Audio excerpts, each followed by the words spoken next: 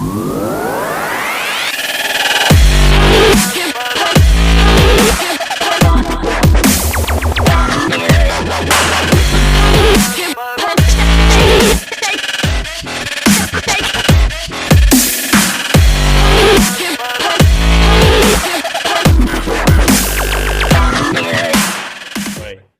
let's listen to some music. 1895, this music was composed a year before that.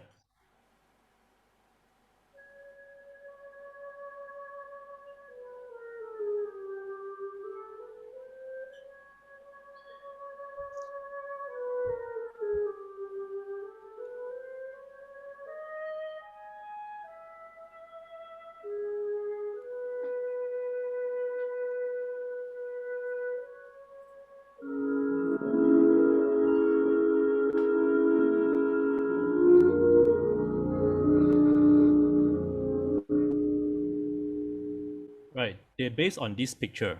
The time in Paris, they come out with a new sound, impression painting, like what you see here. Okay, and then this kind of music, right? So this music is like popular at the time. So when the people filmmakers they starting to do music, to do film, this sound actually in their head because that is what popular at the time. So a few years later, Mahler is written this Symphony Number 5.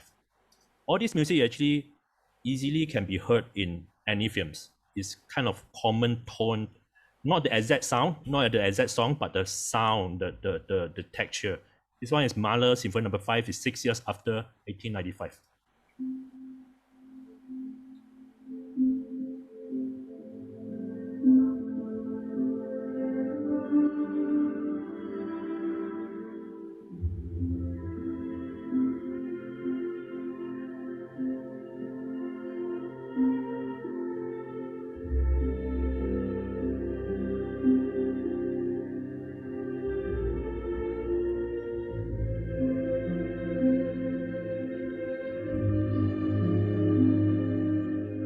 I'm not going to play the whole thing. It's a lot of emotional. They use a lot of suspense, release. It's like pull and cut kind of stuff, and not just melody. Before that, if you listen to Chopin, if you listen to earlier time like Beethoven, yes, very beautiful melody.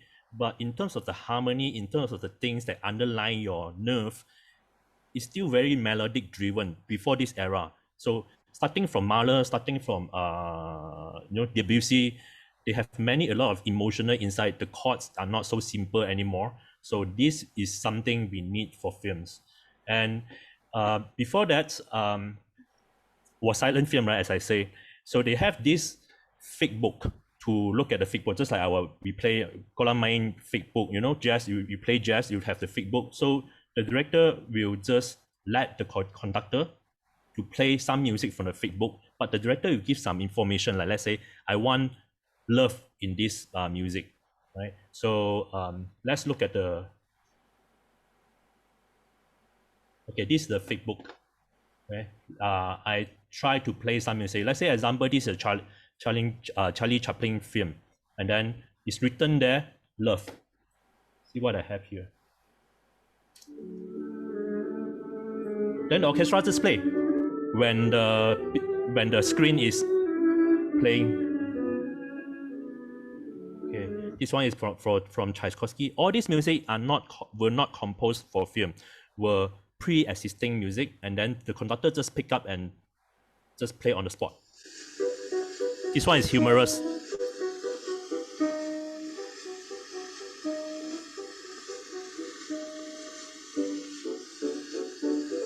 Alright, so okay, this is the first music composed for the film. The first music composed. If you pay attention to the music, it doesn't really like follow the action too much. It's just a general emotion to support the film.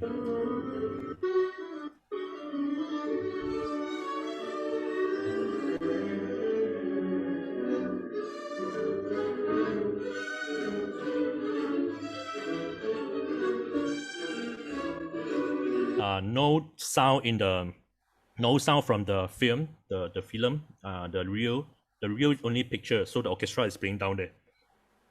Okay, the person who composed this song music is called Sanson. Sanson is different from other composers. He's good in writing for an animal, you know, an object. He always like to he's capable to write for this kind of stuff instead of compare with other composers. They're writing from their imagination. But when we're looking at film, the director wants you to write something for the picture instead of only for your imagination. So Sanson is a bit different for other composers where he can visualize the music itself.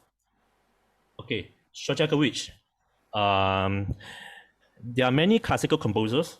We have Stravinsky, Schoenberg, as I said just now, Debussy, Mahler, all these composers that you heard before, but they are not actively composed for film. Although some of them, they are desperately want to compose for film.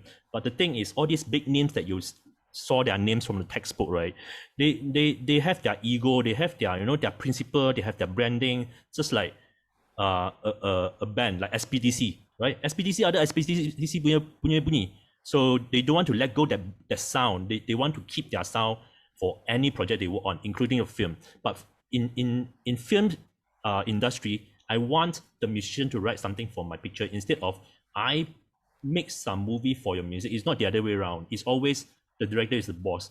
So Shostakovich is important composers in the history, but at the same time, he's capable. He's willing to write for the film. And check out this one. By the way, this scene right at that time is a very new shooting technique, very new cinematography techniques, where the director used low angle and high angle camera to bring out the fear of people going down, falling down. Okay, and you see what Shostakovich tried to write something to go along with the scene. I'm going to drag a bit because it's quite long here.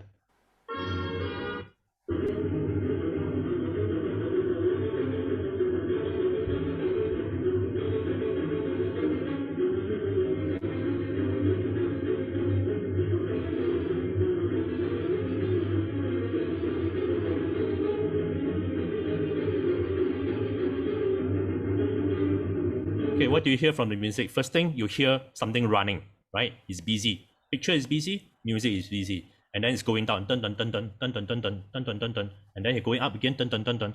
And there's one important scene, I think it's somewhere here.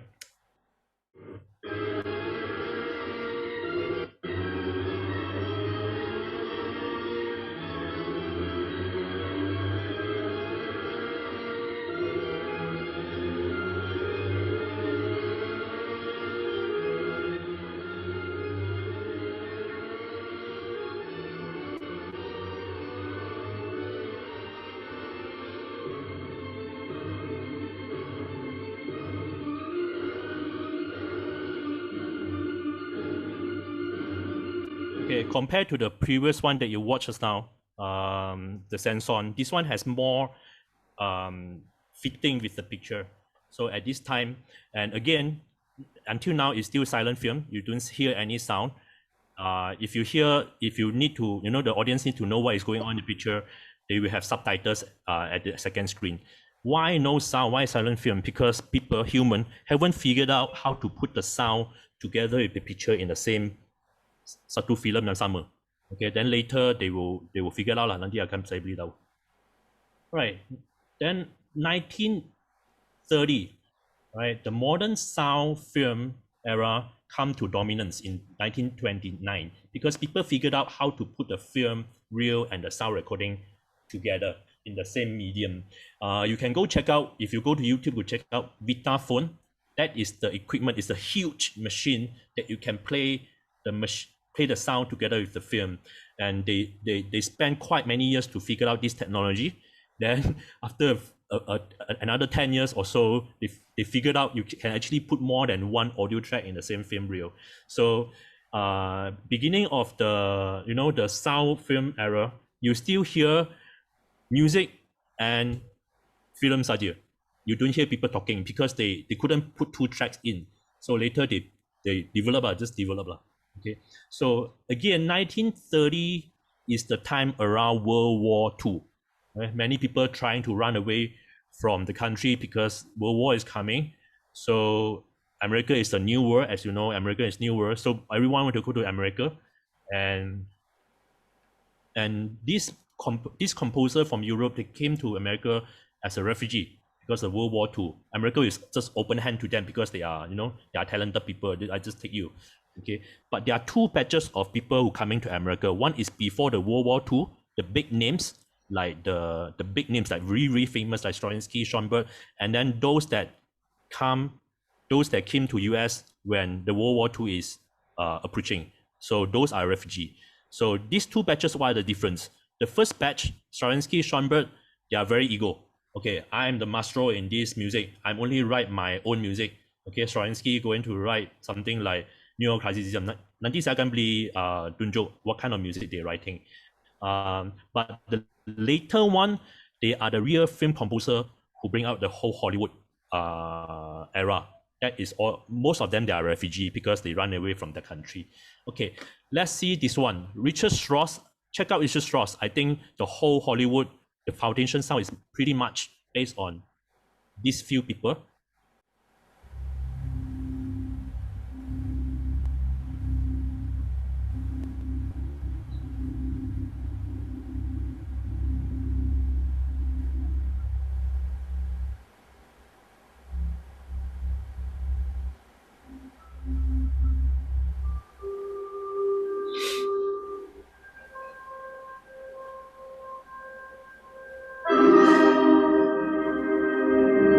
Louder can.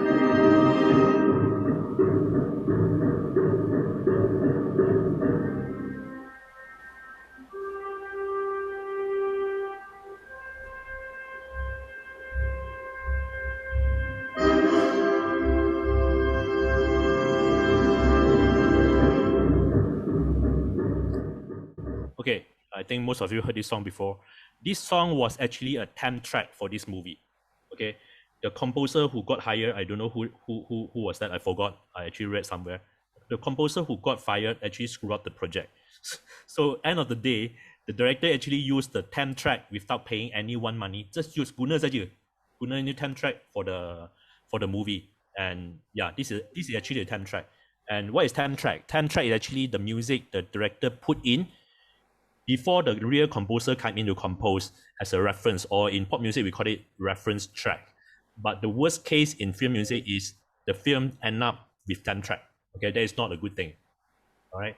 So this song is composed in 1896. As you know, film already there. This sound is like in filmmaker's head, and it was used in 1968 for this movie Space Odyssey. Okay, I want you to listen to this Eric Congo music.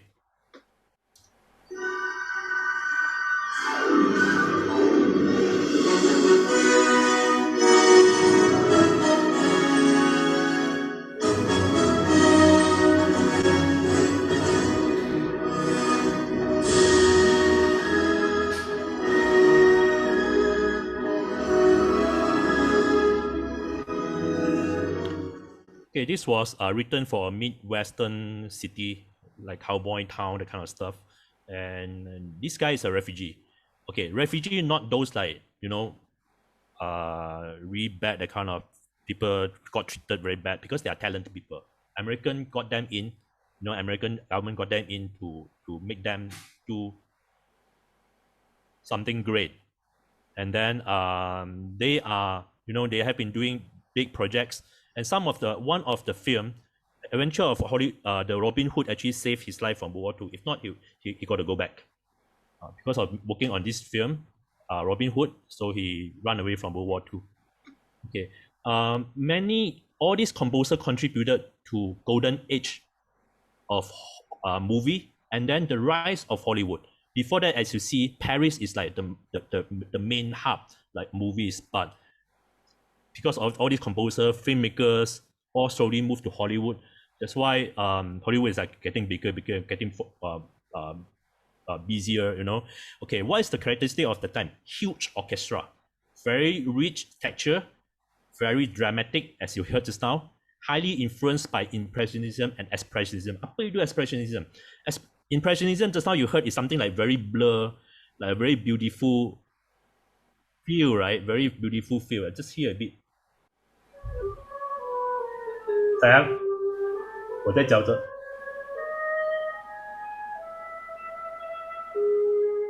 Okay, this you listen to this kind of stuff, like in your dream. But expressionism is opposite, totally opposite. Like saya nak, gempak. Saya nak expression. I want to express. So listen to expressionism.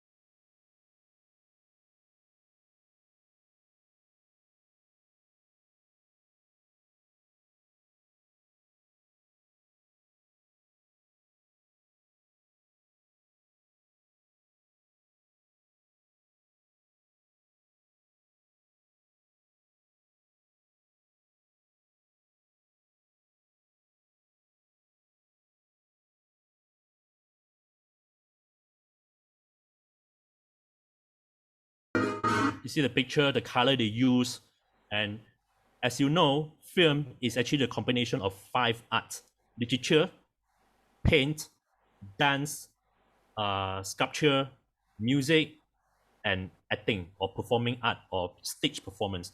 These 5 things you combine, you become film. The color they use, actually the whole era from painting, from music, they go together. Romantic, other romantic punya painting. Expressionism, other expressionism punya painting. Other expressionism punya architect. Other expressionism punya literature. Shakespeare, semua dia together. All these people, they together lah. And then the thing that combine together ialah film. So if you study, if you have friends study like art, they actually do pretty much the same as music, pretty much the same as the sculpture. They influence each other. So if you're interested in get into film industry, I think one thing is really important is like be sensitive to other arts, not just music. I think that is important. So post 50, you listen to this music again, just a bit. You don't really catch upper major ini, C major atau E minor atau he doesn't stay at one key. And then before that, you listen to Mahler. Even before that, you listen to like Mozart, jazz, Bach. The era before that, everything is so beautiful. Everything is just beautiful. Although the Debussy that you heard just now, yang ini, beautiful saja. Yeah, it's very blur, other different emotion, tapi it's beautiful. So this expressionism is like ugly. Like, okay, check out this Stravinsky. Stravinsky is another style called neoclassicism. Okay, jangan peduli lah. Don't take too so serious about all this term. I just want to introduce different sound to you. You listen to this Stravinsky.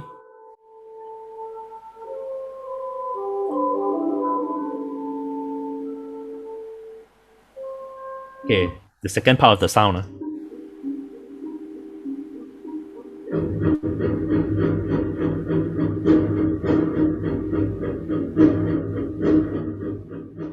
A big noise like I don't know, a truck or what, and just knock like that. Okay, so film ada different emosi. When different director, they are not making love movie all the time. They will make like murder, like killing, like guessing what you think, guessing what I think, planning something bad, political thing, film noir. That many different kind of genre. They need different kind of music to support it, and not always like beautiful chords like that or expected chord. Expected is something very dangerous in some of the genre. Okay. So 1950 onwards, the contemporary classical composer, all these are contemporary classical composer, like they come up with new ideas, some sound that you never heard before, and this Stravinsky, okay, just now I show you Stravinsky, like this one is Schoenberg, okay.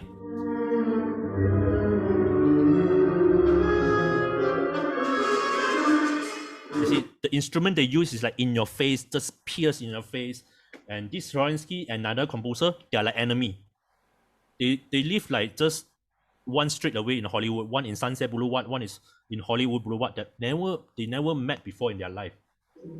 This is Stravinsky. Okay, they are in Hollywood. They want to be film composer, tapi tak ada orang berani nak cari mereka because mereka like so famous. So famous. How famous, you know? The whole America split to half. You either ikut Stravinsky atau you ikut Schoenberg.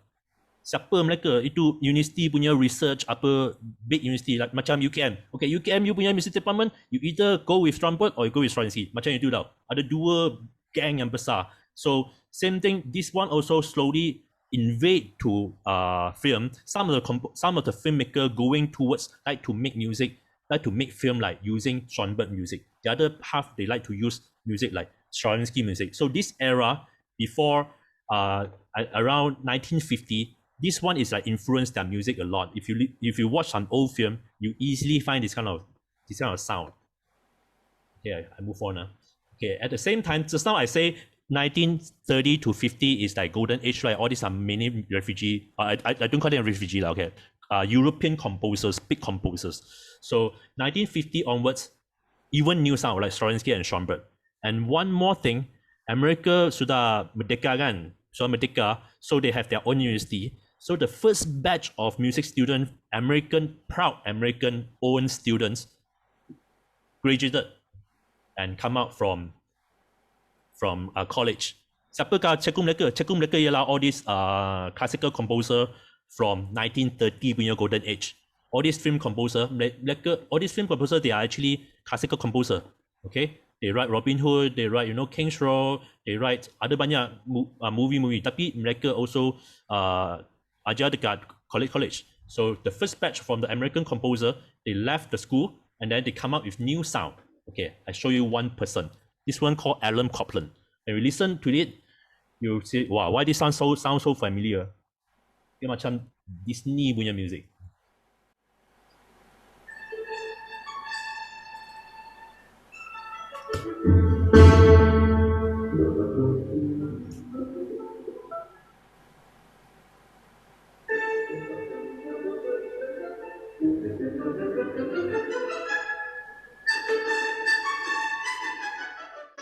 Here, Alan Copland.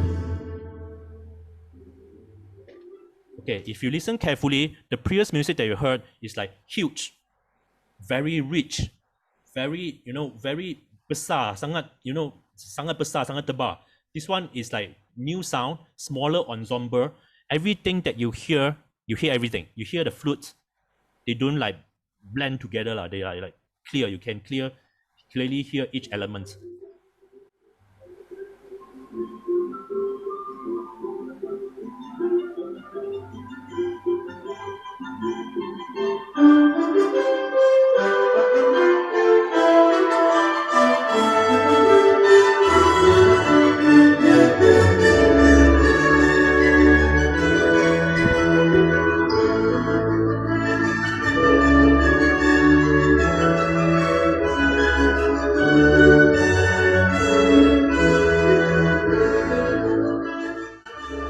At this time, 50 to 75 is like pasar malam, apa pun ada. Jazz pun masuk, American new composer pun come out, 20th century all come out, and then at the same time pun ada itu siapa? Schoenberg dengan Stravinsky yang very expressive punya benda.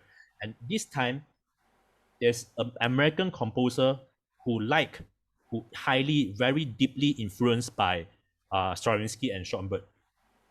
Right, this person is what's his name? Herman. Okay. Before that, you hear the music. Remember the first film that you watch? The music, yes, he tried to write something for the picture, but it's not really underscore like you layer the emotion, layer the audience. Okay, you still feel you are hearing some music. If you watch this one is around 1960. I think this one is composed by 1960. And this time, underscore is fully established. Maksud apa? Underscore maksud when you watch the film, right?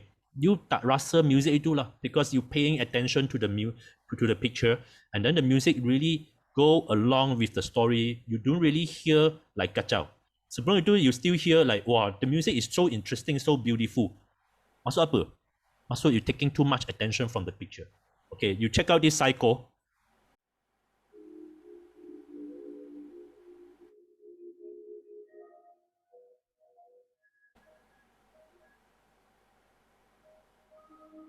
Sila baca sikit lah.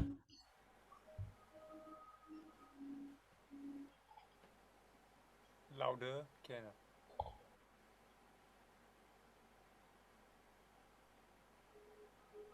Louder so. Underscore mah. Kena loud. Okay, this lady curi wang. Sekarang dia worry lah. Dia takut ada orang tahu. Okay, I just move ah. Okay, this is the movie that the famous scene. Pay attention to the picture and the music.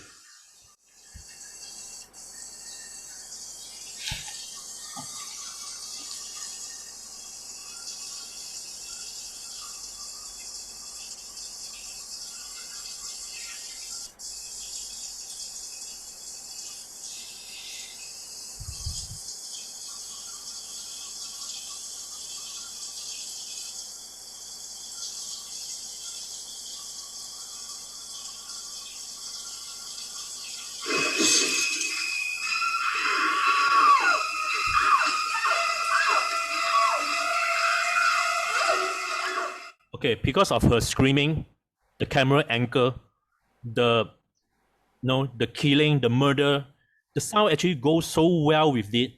You hear the sound, tapi the sound is like together with your emotion, audience emotion. And at this time, this kind of treatment is very mature at the time. As I say, the underscore is fully established. Okay, after that, 1975, time trap become a common practice. Yes, before that ada time trap memang ada awal-awal lah. Tapi now it's like the common practice. All the Hollywood director, they will know how to use time track. They know how to communicate with composer. Just now I asked you to check out the Eric Congo, right? The sound, right? It's actually a time track for a really famous movie opening song. Okay, we listen a bit the time. Okay, we listen to the song lah. Actually, it's John Williams punya Star Wars.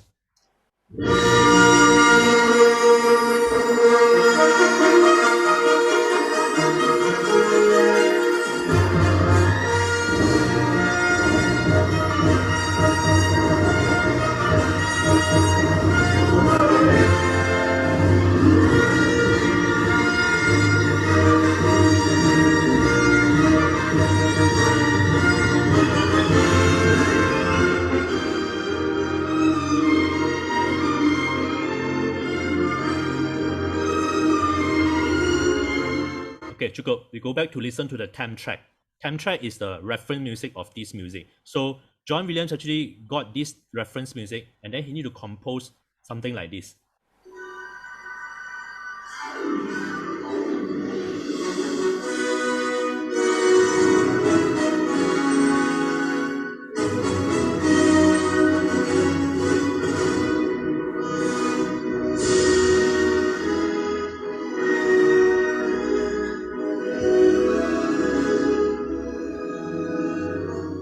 Alright, so later in the second session, we will talk about how to curi benda quietly, smartly, intelligently, and find out what the director wants and how can you take things that they want. And Law and I will share with you our method and things like that. So I just want let you know this is the reference music of the Star Wars, and it's an open secret. John Williams also didn't deny. Yeah, but I think he's like Taylor lah. He can copy and then come up with a new thing. All right, and first trailer is done by Stan in 1976 for Star Wars. Okay, before that, as you hear, tadi saya cakap jazz sudah keluar, right? Rock and roll is out already. Sorry, I didn't talk so much here. This part, the jazz, 20th century, Stravinsky kind of stuff, slowly like take over. But 1975, because of this John Williams, Alan Silvestri, all these composers, they are real good orchestrator. And then when they first started, they also orchestrator first. The orchestra score actually returned. The big orchestra score. That's why you hear the Star Wars again. Okay. And then at the same time, the synthesizer music come into Hollywood. Okay. Before that, other ARP, other more. Tapi in past, it's a big machine. It's really expensive because it's a giant. It's like a character like that. But now that time, cheap MIDI. I think also because of Super Nintendo, that kind of stuff. The cheap MIDI sound, not sample library, bukan sample library, bukan VST yang you sekarang guna ini. Tapi MIDI sound was introduced and widely used in Hollywood. Surprisingly, some of the sound, listen to this one, actually got Grammy Awards. Best film score. This is Chariot of Fire.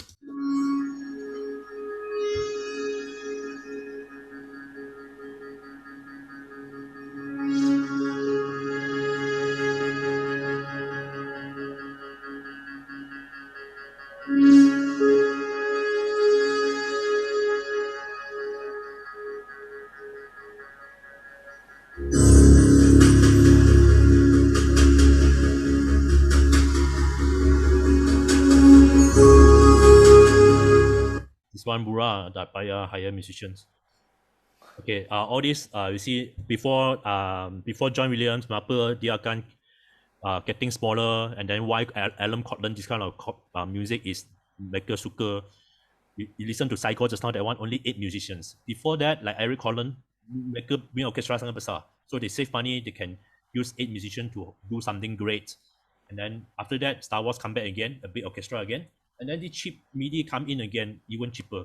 So there are different variety. Filmmakers have a lot of choices to choose from. And this one is Charles Bernstein. Charles Bernstein actually in my class before when I was at UCLA. And he composed for this Nightmare on Elm Street. You listen to the music. For me, it's very sound design, kind of stuff, synthesis.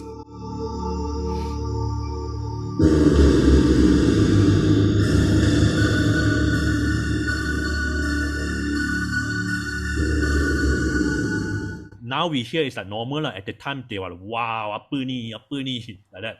Okay, and then they have a non-classical composer, punya idol, Danny Elfman.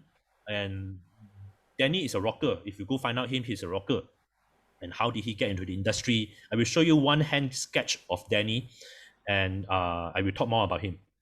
You know, one important person now, new composers, I think Hans Zimmer is really important. Hans Zimmer is really important.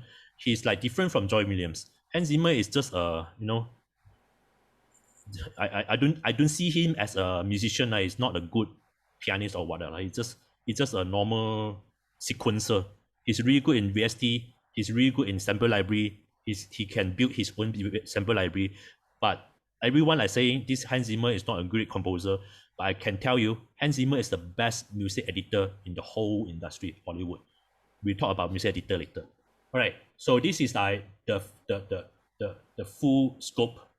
Okay, 1950. You can just go check it out. I will leave this PowerPoint to you. Okay, why do you want to know this? Because you want to know what happened before. And then one more thing, I also want you to understand why some composers are hired and why some composers are not hired. Some big names like Stravinsky and Schoenberg, why they couldn't get into the industry? They are great composers, really great. Everyone want to copy them, but they are just not hired by any film director. Right? So we'll talk about that in the second half. Right? Okay, this is Danny Elfman punya sketch. Okay, in Hollywood, as Law said just now, Hollywood is Hollywood. Itu Hollywood punya pasar. When you come into Malaysia, you work at Malaysian. Okay, we need to learn how to adapt. When I first came back, I couldn't adapt. I couldn't get into the industry for quite some years. So I figured out I cannot be stubborn. I have to, I have to play around. But for knowledge-wise, you probably want to know it. Okay, this is the composer sketch. And then they write like this, pass to the orchestrator to do the rest of the music. So as you see, there are musical elements there, there are musical ideas there. How to make them sound nice, how to make them musically correct, harmony correct, that is orchestrator be a job. Because they have too many score to work like this. Masa itu mereka tak ada DAW macam korang. Okay, so they have to write things like that. And then you have to understand, Danny Elfman is not a classical trained composer. He can write like this. I think is really amazing. It's really amazing. Okay, so I just want to show you. This is composer sketch. Orchestrator will take this and make a full orchestra, playable score. And you can see this is the template. I used this template before. Just string 1, 2, 3, bass, flutes, and then just a how to say it's a general templates. You just jot down ideas there. Okay, why this is I still do something like this because when you jot down ideas like this, you won't go into details so much where you lost your creativity. When you draw like this, draw around a scribble, you are very creative, more than you working on DAW. More can you take out your Siberius or your Finale to write notes on that. Okay, we'll talk about that later. Okay, right, the people we meet. Okay, I will start first. Then later, Law will join me and we will share some experience. The director. What the director expect from music? Okay, director most of the time is the boss of the creative decision. I'm not saying that he's the boss who control the money to decide the marketing team, but he's the person you have to listen to. I think 90% of the situation. So the director composer relationship, you have to know who is the boss, and then a lot of time you are just a plumber to go in to save his music, to save his film, to help to strengthen the storytelling. Maybe the acting is not too good. You want to write something to help the actor to fall into the story, something like that, or let the audience feel more, something like that. Okay, so my suggestion, the first meeting is the spotting session. You have to make the spotting note as an agreement. Okay, spotting session is the time that the first meeting director and the composer sit down and watch the whole film to decide mana ada music, mana tak ada music, apakah fungsi music ini, apakah intensity ini, manakah climax music yang keempat sekali, and the whole thing. Okay, and where is the in-out point of everything, and all the musical function, things like that. Okay, so this is a spotting session. Okay, and you want to take this spotting session seriously and then do a spotting note to have an agreement with director. I would say getting director to do spotting session is very painful. They may not want it until we work together for 4 or 5 years. Only last year, we do a proper spotting session. Shafiq, we work with him like, I don't know how many, 3, 4 films. He doesn't want to do until we did Police Evo 3, and then he witnessed dia tengok, oh, spotting session is really helpful. Okay, Abang Long Fadil 3 dia buat spotting session. So it takes some time to educate them, to tell them what is the goodness of doing this. Yeah, we'll talk about that. Sometimes the director don't want, or they don't know what they want. They probably say very loud. Sangat bising. Actually, it's not loud. They mean maybe sangat busy. Okay, or they say I want something slow. Actually, they doesn't mean slow. They mean dark, something like that. So you have to find way to dig all this information from them. Maybe during the spotting session, or to listen into temp track. Maybe you want to listen more to temp track, and then to ask what do you like about the temp track. Okay, nanti we'll go deeper into that. Many times they say what they want. Okay, apa yang tak boleh deny? Hit point. Saya tumbuk you, saya nak satu blast, papa, like that dekat sini. Ini tak boleh miss. So it won't miss lah. Hit point, cue change. You ada baca handout itu kan? Cue change, in out point, angry, intensify. All these things cannot change. It's a fact. For me, all those are fact. You have to deliver the fact. Inside there, you can let him reject you punya music because your emosi tak betul. You can let him reject. Tapi all this hit point, all these things, you cannot miss it. Okay, so these are the things that they say they want. You give them. Okay, insecurity. Okay, you have to understand the director have been working with the film for about 1 or 2 years. Okay, and then when they meet you, probably is left another 3 months dia kena release. So imagine he have been working with this film like 1.5 years, and then sekali 3 bulan ni dia out of control because dia tak boleh masuk kacau you buat music kan. So he cannot come in and kacau you. So he feel very insecure. So a lot of time, if you don't handle this kind of situation very well, you will have conflicts. Okay, collaboration. Composer ask question, set all the important facts, prepare a copy for director. Work together. You define things, the facts, musically yourself. Okay, tapi you tak payah cakap music dengan dia. You summarize what you guys discuss and agree, you give a copy to him because you don't want him to change idea. Kalau let's say saya tumpuk sini, saya nak satu besar punya bunyi. Macam mana besar, you go and imagine how to do lah. Tapi if he change mind, masa saya tumpuk saya tak nak bunyi then this is something like totally different. If you waste a lot of time and you probably don't want this kind of stuff. Composer, adapt, director, ideas. Okay, when you say ideas, you try to avoid them to tell you music, how to do music. Some directors, they will still tell you how to do music, tapi you want to dig some other things like their keywords. Okay, what do they like for their picture? Yeah, this kind of stuff. Okay, I think I talk too much a little. I will talk to Law a bit. Right. The thing that I want to talk more is this thing, music editor. Music editor is really important in Hollywood, in everywhere. Like more developed punya tempat like Europe, music editor mesti ada. Tapi in Malaysia tak ada music editor. Langsung tak ada. I never met any music editor. I never heard someone say that I call myself music editor. So music editor is actually the creative force of the music, not the composer. Composer masuk dia execute saja. So sebelum composer masuk, spotting note sudah ada. You ini siapa? Ini composer ni, you ikut saya punya recipe, buat food saja. Okay? So you don't, actually composer is quite in the box, like you need to do this, know this, because music editor will supervise you, you monitor you and tell you what to do. Okay? He won't prepare the metronome for you. So you kena ikut lah. Okay, in Hollywood lah. So when a music editor is hired, director will trust him more than the composer. This is in Hollywood, but I just tell you first. So why? Because music editor come into the production before they start shooting. Even that they do the script, they already come in. Because he's the person who prepare the time track, who prepare the reference music.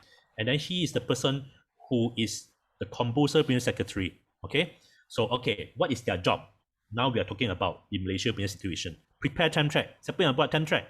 Bukan you, film editor. So, job ini masih ada, tapi orang tak ada. Siapa yang buat ni? Film editor buat ni. Okay. Attend spotting session and prepare spotting notes. You do yourself. Some director, they insist tak nak spotting lah. Dengar saya punya time track cukup. Ada banyak situasi macam ni. Tapi, you still try lah. You just try lah. You don't push him too much lah. Okay. And then you prepare the cue breakdown. Okay, nanti I will talk about the cue breakdown. Okay. We don't do it here. But I still want to tell you what it is. Okay. Guiding the composer, communicating, editing changes. Okay, this one is fine because this is like composer guiding yourself lah. You guiding yourself because no editor. Click track. This is click track. You prepare the click track for the recording.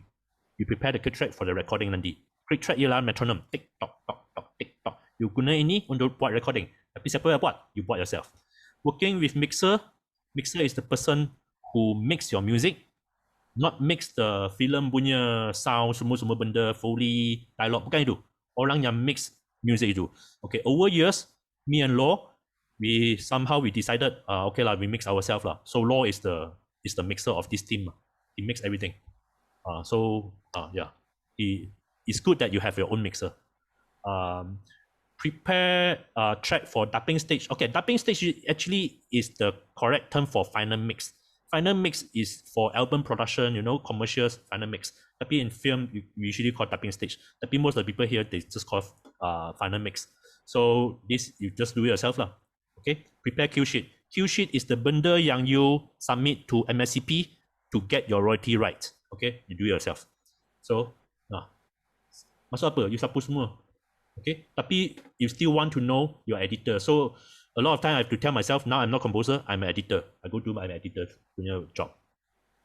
Okay, spotting. I'm going to just pass through here. Okay, what you need to have in spotting, the in-out point. Tapi in Malaysia tak payah in-out point because MSCP tak request you in-out point. Tapi dia request you duration of that cue. Okay, in pop music we call a piece of music, right? A piece of pop song, right? But in film we call it satu cue. So cue. And then dialogue spotting, we try not to talk too much about music because you want to know what the director thinks. So like this, okay? Itu saja. And then background instrumental atau is a source music, you got to write it down because that actually let you claim different kind of royalty. So you want to record this properly. So this cue sheet is not the same as spotting notes. This cue sheet is the thing that you send to publishing, send to Warner Chappell, send to MSCP, send to Universal, or send to PPM to get your royalty. Nanti saya akan, we will talk more about this. I just want to pass. Okay, so sorry, this is a cue sheet. So this is a cue sheet. Sorry, this is a spotting. Ini spotting. Ini cue sheet. Okay, sorry, somehow confused. Ini spotting. Okay, spotting ialah semua task yang you kena buat in your composition. Okay, lepas you sit down with the director, watch the whole film, spot sini ada music, sini tak payah music, sini punya music kena comedy, sini kena music. He's happy, but saya tak nak music happy because I want audience to feel sad. Okay, so here, spotting. Okay, langkah-langkah, the to-do list and the task list for the composer to do their job. Okay, spotting. Okay, cue sheet ialah lepas you habis semua, you kena prepare the cue sheet to claim the copyright. Okay, so siapa composer, berapa percent publishing, you will go into that later. I just want to tell you there's something called cue sheet. Apakah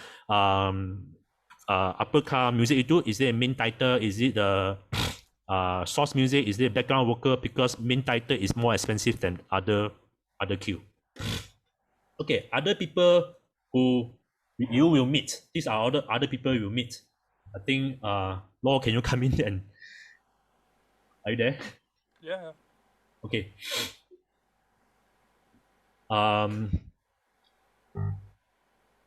What do you think about working with directors? What do you do when the first day you meet the director? Okay, let's say now, which is the new director you work with?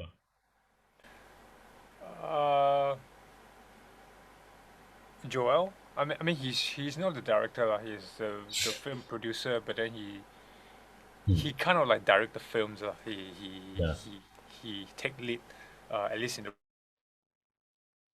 Some of the situation film producer will have more power than the director. In our career, ada dua film, jangan beli tahu orang nanti dia orang tak syok, don't tell anyone. Dua producer is recorded.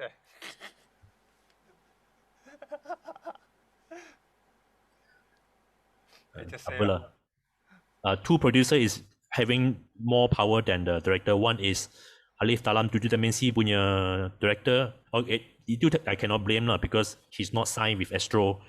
So Astro punya producer kena, put more heart into it. So masa itu Alif dalam 7 dimensi, Nolly is the producer. He is like having more decision power. He care about the film more. Faiza, dia habis director, dia balik saja, dia balik Singapore. Okay. Joel, Police Evo 3, Joel is like, he will say more what he wants, and then we all just follow lah. Because we have been working together for 3 films together with Shafiq before we start with working with Joel. So all of us together with Shafiq, we were having the first time working with Joel. So we learned how to communicate with him. Okay. Also, thankfully, because of Joel, Shafiq learned that spotting session is really important. I'm really thankful about that. Music supervisor, okay, a lot maybe never met before. In Malaysia, actually, they are music supervisor.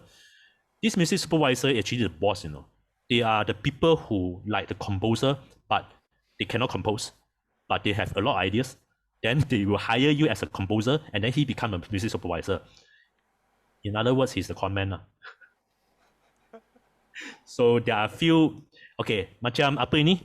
Putri kena ledang. Go and find out who is the music supervisor. Then you wow, okay. The real composer actually is the person who passed away. The composer who did Bunuhan. Imaginary composer. Musician and conductor. Okay, you want to talk about the budgeting a bit in Malaysia punya situation, because I don't want them to think like, oh, do film composer, you sure will work with live musician. Oh, you want me to talk about it? Yeah. Do you say the sound? You say the sound something? Um, in fact, we have to embrace the truth that the pay here is pretty low, and one of the reasons why we have to do everything ourselves, we cannot afford all these people like we mentioned just now, is all because we have small budget. Of course, I cannot tell you. I don't want to tell you the budget that we usually get, but it's low enough for you not being able to hire any musicians. Mm. If you can get a string quartet, you are pretty lucky. Yeah. Yeah. I think most of the film we get string quartet for ourselves. Yeah, Unless, kind of like out of our pocket. yeah, out of our pocket. We did ask like 10K, 5K there, can you give us some tokens so that we can hire musician? We got lah, but the last MCO last year, we have no choice. Siapa nak pergi record nanti you kena kan, macam saya sekarang saya quarantine. Okay, so yeah. So we didn't get any musician for the last two film. But this last two film is the biggest film we have done in past. And then I also want to stress one thing. One of the headache, one of the reasons why learning music mixing is because we cannot hire mixing engineer. We cannot afford a mixing engineer to mix our music. The budget is so low. So I have no choice, but I have to do it myself. I have to learn it. Yeah. And for your situation, we will talk about it later. In your situation, you have to mix your own music. Don't say to yourself, "Oh, this is not my field. This is not my part, not my job." No, you have to do it. Yeah. He will share with you how to do some tricks lah. Okay, if he didn't mix the music, what happened? The audio engineer, or they call it the final mix engineer, will mix the music. Okay, you sometimes don't want them to touch your music because they will have their job to do. Their job is do sound design, do Foley. Okay, they want to make sure director hear their job and then pay them. So sometimes they have no choice. They have to put our music down. They really have no choice. So let's say example, we did quite many like gangster movie, police movie, you know, Chaos Special Force. Wow, we have really bad time because dia punya apa nak selapang, bang, bang, bang, bang, bang, bang. And then we also bang, bang, bang, bang down there. So after a few films, we learn how to work together lah. But the important thing is you have to learn how to mix your own music. If you give to them, they will cannot lah. At least you mix. Okay. At least you mix your music to prepare the stems. I think Law later will tell you what we need to do in the final stage. We prepare the stems. At least you mix the final stem music. Audio team, these are people that you meet. Audio producer is the producer in the studio, as you know. Sound designer, sometimes you need to work with them, especially like those very emotional kind of film, especially like ghost movie. Ghost movie is like one big genre in Malaysia, horror.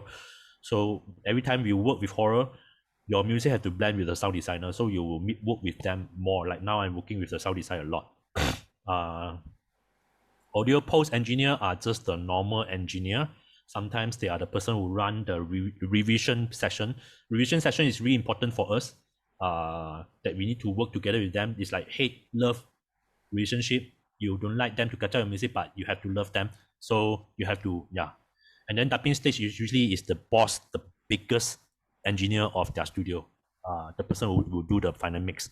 After this, I feel like most musicians, they don't really care, including myself. I think when we just started our career, we didn't care also. Your publishing, MSCP. That one important, really important. And your sound recording. Okay, sound recording and publishing is two different things. We'll talk about that in the on the last day.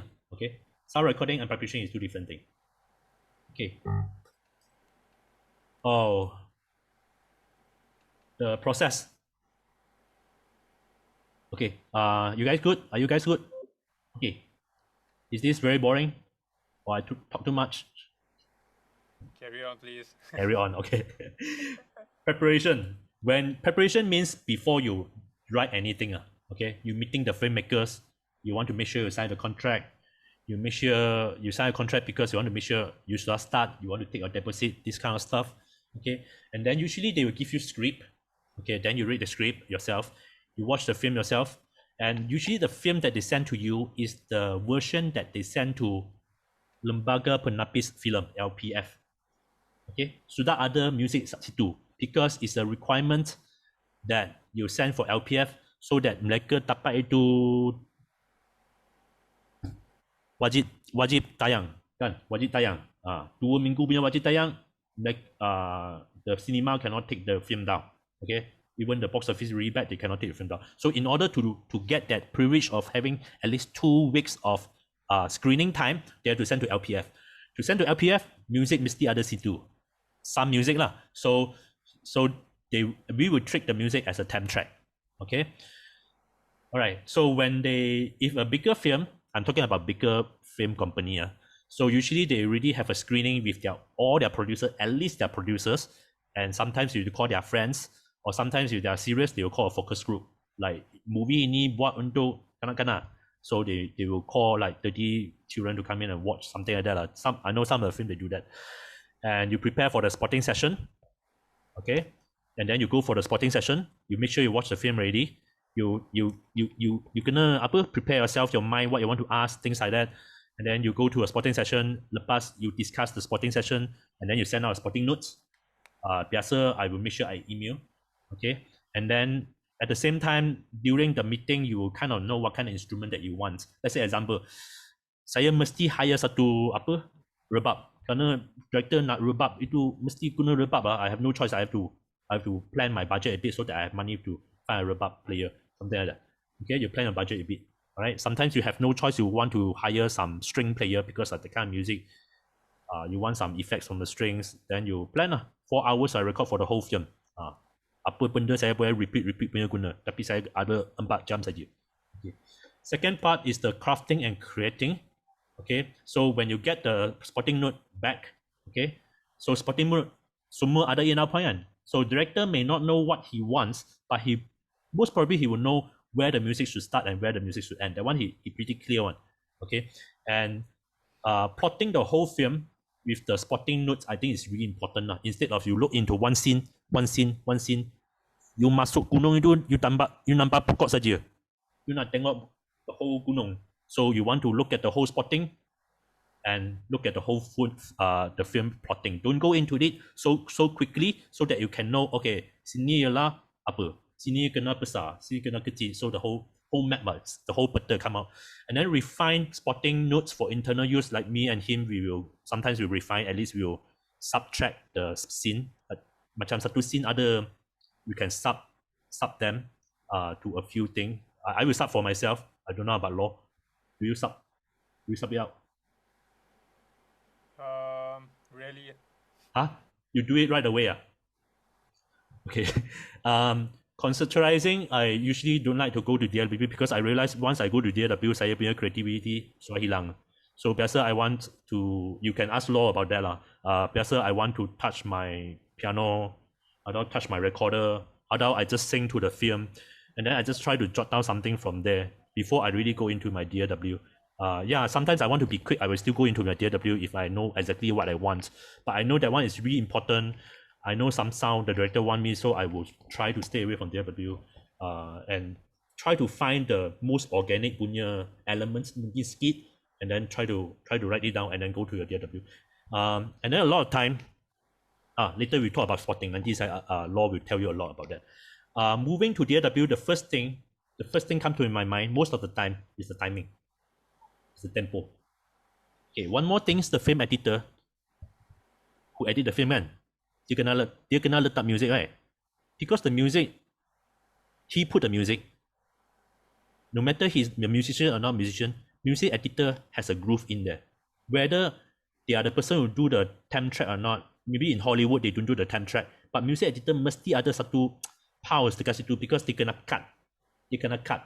So sometimes you will want to guess dia punya pause or feel dia punya pause. especially those like fast cut thing, punch, that kind, you can feel dia punya pulse. Okay, kalau dia yang buat temp track lagi easy because you listen to a temp track, you already know. So to feel the thing and then put into there. A lot of time when you put into a DAW, you probably cannot feel this very well. Yeah, and then you compose and orchestrate, and then mixing for revision. Before you send for revision, you got to mix a bit. Law always complain my mix, but yeah, I try my best to do better. And come back, and then we do amendments. Okay. After that, if we have recording, kalau ada recording, you buat score preparation. You're gonna prepare master score under conductor and yourself. You're gonna prepare part score, and then you should prepare a cue list for the engineer so that they know what they're doing. Okay, they know. Okay. Prepare pre-records. Pre-records are the recording of your VST yang akan guna untuk final mix. Okay, and guide track. Guide track is the guide saja. You akan at the end of the day you won't use it one because you want to use the one recorded. So usually we will separate these two tracks out because when some of the musicians they do want to hear a guide there because kacau kan. So you just want to separate it. Maybe they want to hear, I don't know, I can mute, I can solo up to me. So usually I will prepare one without the recorded the line that's going to be recorded. The other one just the lines for the musician to guide. And then I also need to prepare the click track. Click track is it's quite tricky if you need to know you need to prepare the pick up beat. Okay, so you need to play tick tock tock tock music start. You have to prepare the preparation beat. Okay, metronome. And then lepas itu semua, ambil semua track, balik rumah, and then you're gonna post, record, you're gonna edit yourself, you do some refinement. I will do my editing myself before I pass to Law, and then Law will do the final mix, and then dia akan buat stems, like stems. Okay, and then we go in to sit together with the audio mixer for the final mix, final mix. Okay, ini ialah proses dia. Hello, Mister. Yeah. Hello. Can you hear me? I can hear you. Alright. Lukman. Okay, I'm Lukman. Just nak tanya kalau macam biasanya normally diorang akan buat production first and then is it music director atau music composer akan datang juga waktu pre-post pre-production sebelum shooting kan? Yes, sebelum production. Music editor yang akan datang for the spotting notes. Biasa music editor okay, the director when they start a film, right, music editor is the one of the person that he will hire first. So siapa yang dia akan hire, producer mesti hire director. Okay, lepas director hire already, dia sudah masuk production itu, dia hire music editor, dia hire apa ini script writer, screenplay writer, and then location sound punya assistant. Okay, 3-4 orang ni dia mesti hire first.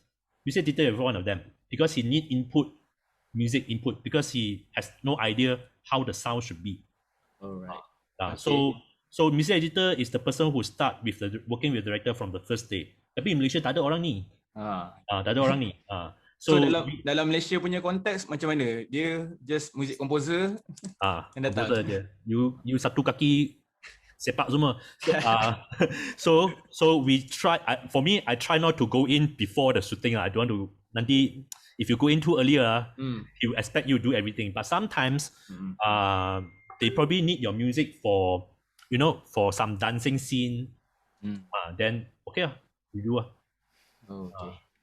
Alright. Yeah. But try. What do you think? Will you go in earlier? Are you willing to? Don't know. Early as possible. I might take the advantage of establishing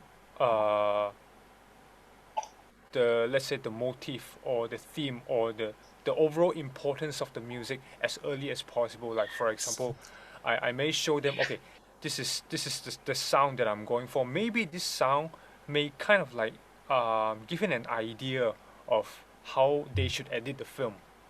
If let's say I already have an existing music, I pass it to them before they shoot or like it, they may shoot or edit according to it. sometimes in rare cases that can happen, or Yeah. they actually they might need your music to help them conceptualize the entire thing. But just to keep in mind that this process is going to be very long. If let's say you are not willing, Law will only do it right when he know the director. yeah. But if you know the director is very troublesome and you don't wanna. No, no, no, no. Don't But do it. you know some director they are good. You know they are not making troubles. Some they are like they cannot make up their mind. You know they change their mind like tukar baju saja. Saya tukar nak tukar. Tak payah. That one will make you into some troubles. Yeah. But it's good that you go in and then even that they use your music to be the time track. That is actually very ideal. Yeah. And I tried that before, like the last time the film I did in the dark, they actually used my music. My first film they used my music to be the time track. So senang ah. Ada apa soalan sila tanya? Apa soalan pun boleh. Alvin? Satu lagi saya nak tanya kalau berapa lama duration you ambil take untuk satu filem siapkan muzik? Biasa, ideally 2 bulan. 2 months. Tapi 2 months. Tapi sekarang MCO yang saya buat ini sudah I don't know lah 3 months lah. Belum hantar second reel. Yeah, but you don't take this period is not June lah. Don't take this period as an example lah. But I think ideally 2 months is quite healthy. 2 months is quite healthy. Okay. Thank you. Yeah. So are you guys? Do you guys want to take 5, or you guys want to move in to the next part very quickly? It's okay. Your part. I think we just do it very quickly lah. Okay. I want to emphasize again, whatever that we share here in this workshop, even the things that Ken shared just now, they should serve as a reference only.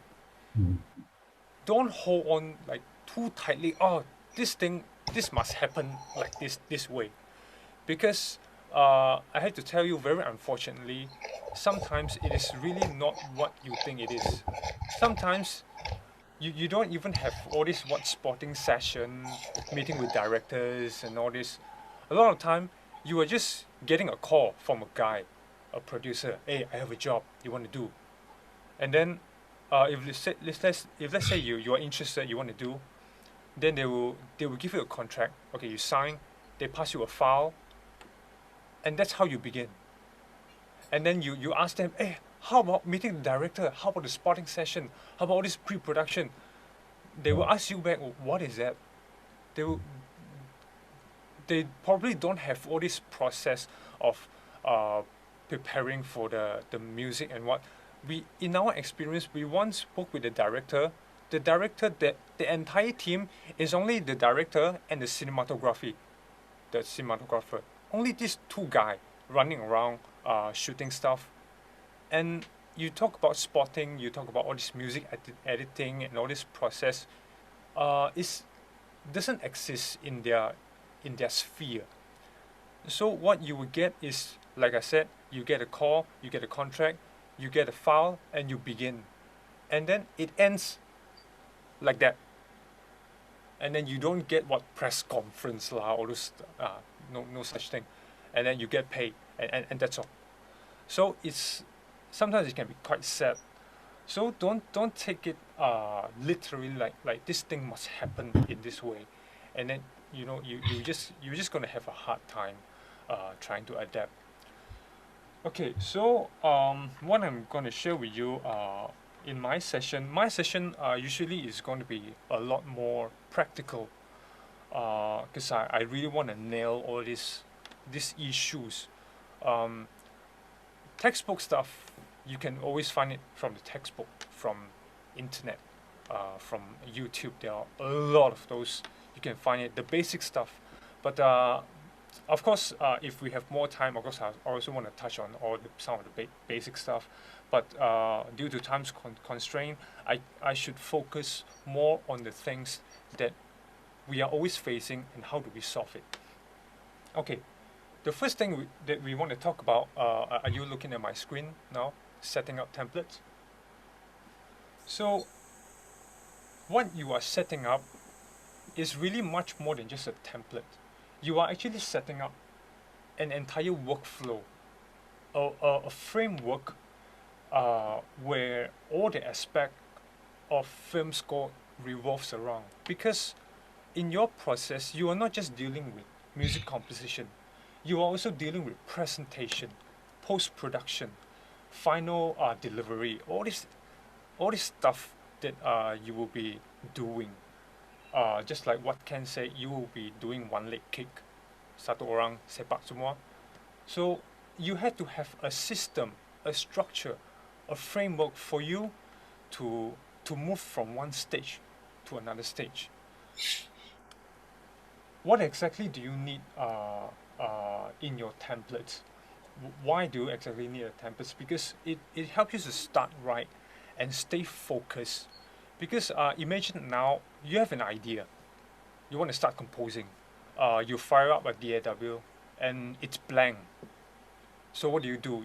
You begin to load a bunch of instruments, and you begin to test, to audition all these instruments together with all the patches that come to it, and then you get distracted a little bit, you know, because of all this thing. And then once you're ready, once you got the sound, you forgot about what your idea was. You forgot about the things that you have planned, and that is very, very frustrating. And okay, let's say you still remember what you want to do, and then you carry on, you record down your ideas, and then the second idea comes, you repeat the same process again, and then the third idea comes, you repeat the same process again, and before you go to the fourth idea, you realize you have spent too much time loading things, too much time looking for things, auditioning sound, and you are not really achieving the task that you have set for that day. And before you have anything like really solid, you are already like very tired, and you want to call it a day. Okay, so to help to start right, to stay focused, so that you always get to your objective. You don't stay in that rabbit hole of searching for things. And when you have an effective framework, it really helps you to search things faster, because nowadays anyone can have terabytes of music, like sample libraries and instruments, and those stuff itself can be a distraction. Much like the example that I mentioned just now, you'll be trapped there. You are not really accessing your creativity. It happens to me a lot of times in the past. I would literally have fun for the entire day, playing around with all the patches that I have, and then at the end of the day, I didn't get to do the things that I wanted to do, the things that I planned, and I beat myself for that. It's very terrible. It's very frustrating, and this thing will only get worse. Why? Because your session will turn bigger and bigger, and it will turn into a big mess. So you have to have a framework, a template, a structure for you to work on, for you to tighten things up. Okay, I'm going to show you how a massive session looks like. Okay, now you see, this is Cubase. Now you see all these block things. They are actually folder tracks, and each folder, there are around 20 tracks in it. And if you open the folder, this is how it looks. Crazy. They can be like very, very messy. Okay, now look at this. 1, 2, 3, 4, 5. The last 5 snapshots come from the same session. So can you imagine how many things that we are dealing with? 1, 2, 3. Easily dealing with up to hundreds of instruments, hundreds of tracks, and you don't want to spend all your time looking for things. It can be very, very messy. So that is why you need a template to help you to start, to help you to tidy things up. And then along the process, if you are working on a effective framework, it will help you to transition from one stage to another stage seamlessly. Because, like I said just now, you're not just dealing with music composition. You're dealing with like preparation. You need to present your music from time to time. So imagine now, okay, you are done with your music. Now you want to uh, consolidate them. Now you want to prepare for a presentation, and then only you realize, oh man, my session is a mess. Things are not properly set up. Things are not properly routed. Although it sounded okay at first, but now as I want to prepare it, oh, it's in a mess. And then you hear something wrong, something is not right, and then you don't know where it is. You don't know what is what, and then time is ticking. The clock is ticking, and then your producer begin to call you, hey, where's the file? And you begin to panic. You have problem you cannot solve. You don't know. You don't have time to solve, and then you have no choice. You can only present just like that, along with all the hiccups, all the mistakes, and then you screw up. You set a bad impression, your bad first impression, in front of your director, and that is exactly what you can eliminate if you have uh, an effective framework. In my experience, the biggest hiccup always come from the smallest thing that you thought you can ignore, and then all these small things, they can pile up and turn into a mountains of small problems that you have no time to solve. Okay, when you have a template, even in your free time, you already started building your template, then you can start solving this problem right before you begin. Okay, now I want to move to a session. I wanted to show you. Okay, hope you can see. I hope the screen is not too small for you. Okay. This is I'm using Cubase. Anyone? I know some of you are using Logic. Some of you are using Mixcraft, Fruity Loops, but the DAW is not a problem. Okay. Nowadays DAW are getting more and more mature. Even the ones that were not so good in the past, now they are getting better. Okay, you have all the features that you want. Okay, now what you want to set is you want to be setting a template that goes along with the film that you're working with. Okay, usually in Malaysia, in fact globally there are generally three types of film score. Sorry, one is the large ensemble, where you have all the orchestra stuff, you have all the rhythmic stuff and all this stuff. And then sometimes you'll be working on dramas, romance, minimalistic film, an art film that doesn't require a lot of music.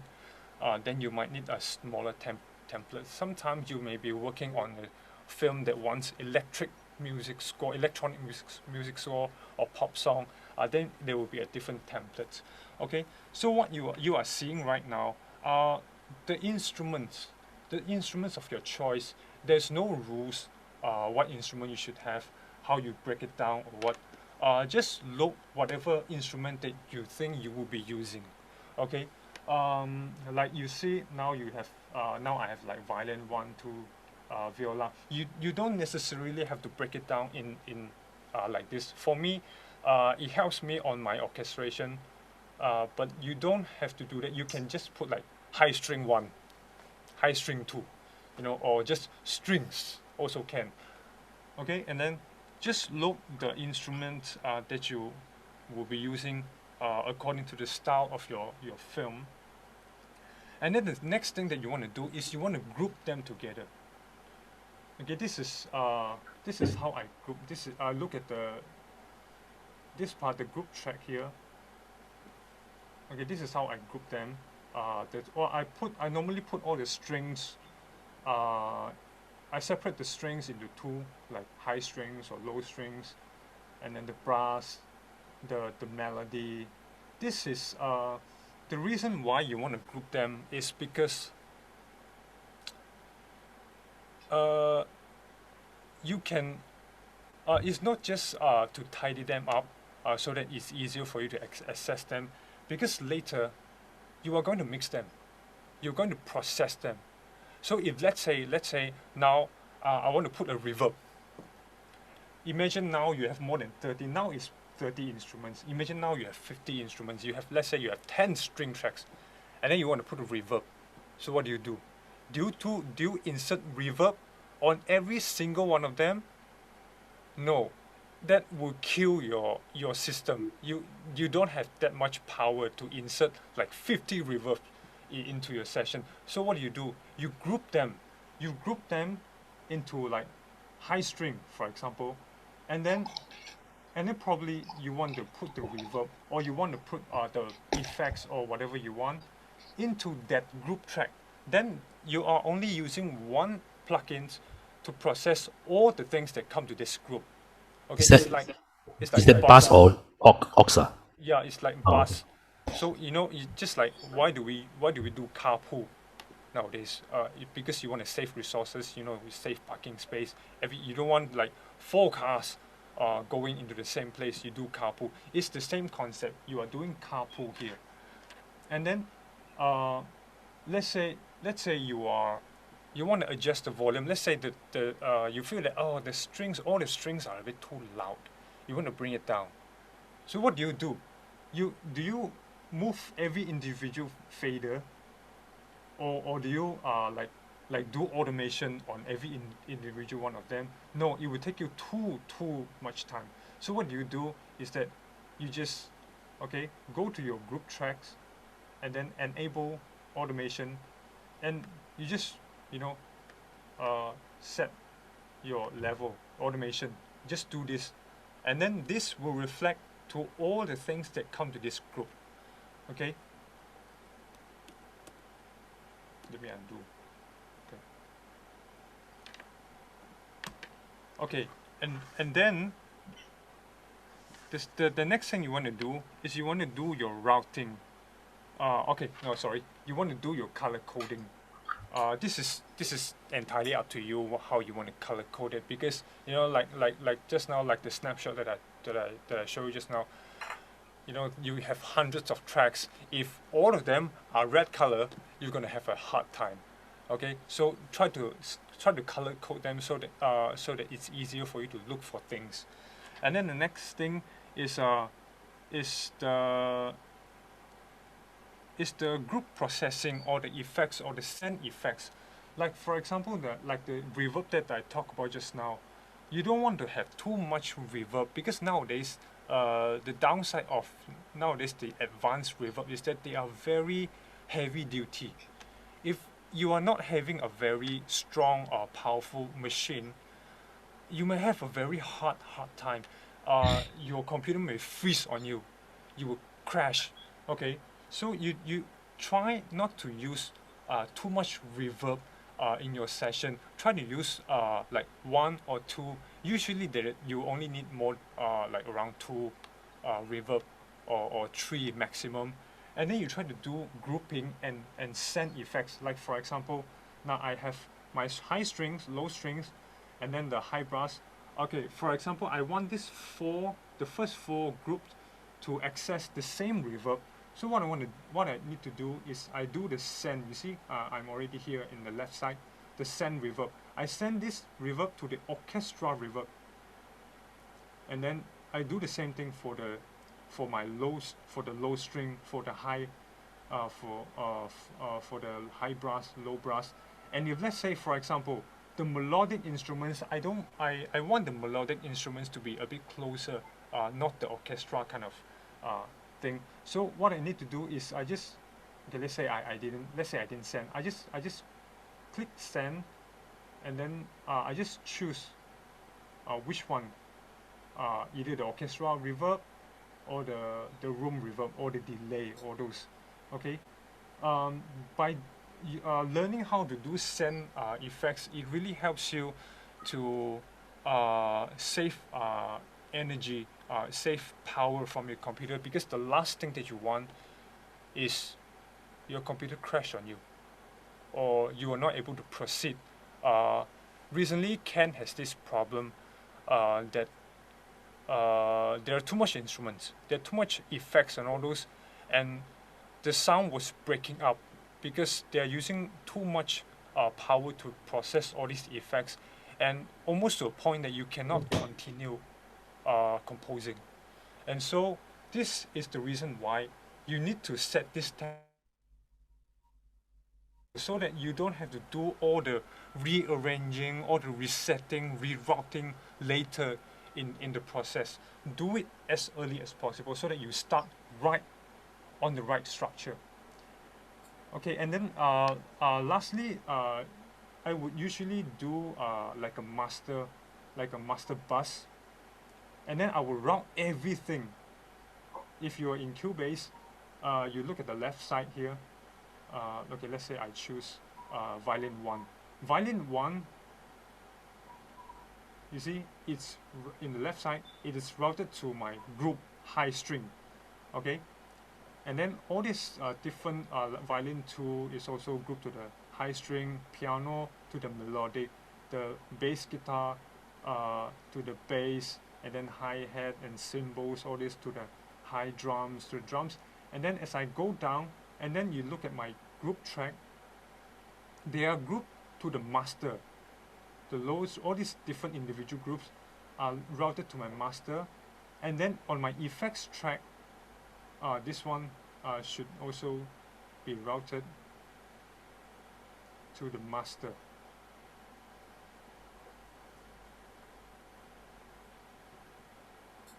Wow. To the master.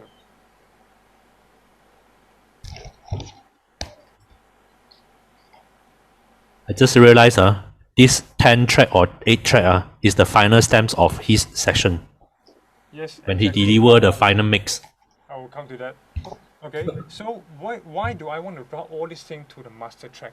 Because sometimes in your process, you may feel that the overall music is a bit too loud or too soft. So, like I said, instead of moving everything individually, you just have to go to the master and do automation. This is how you do. Okay, you don't have to go to the individual tracks. It will waste you a lot of time.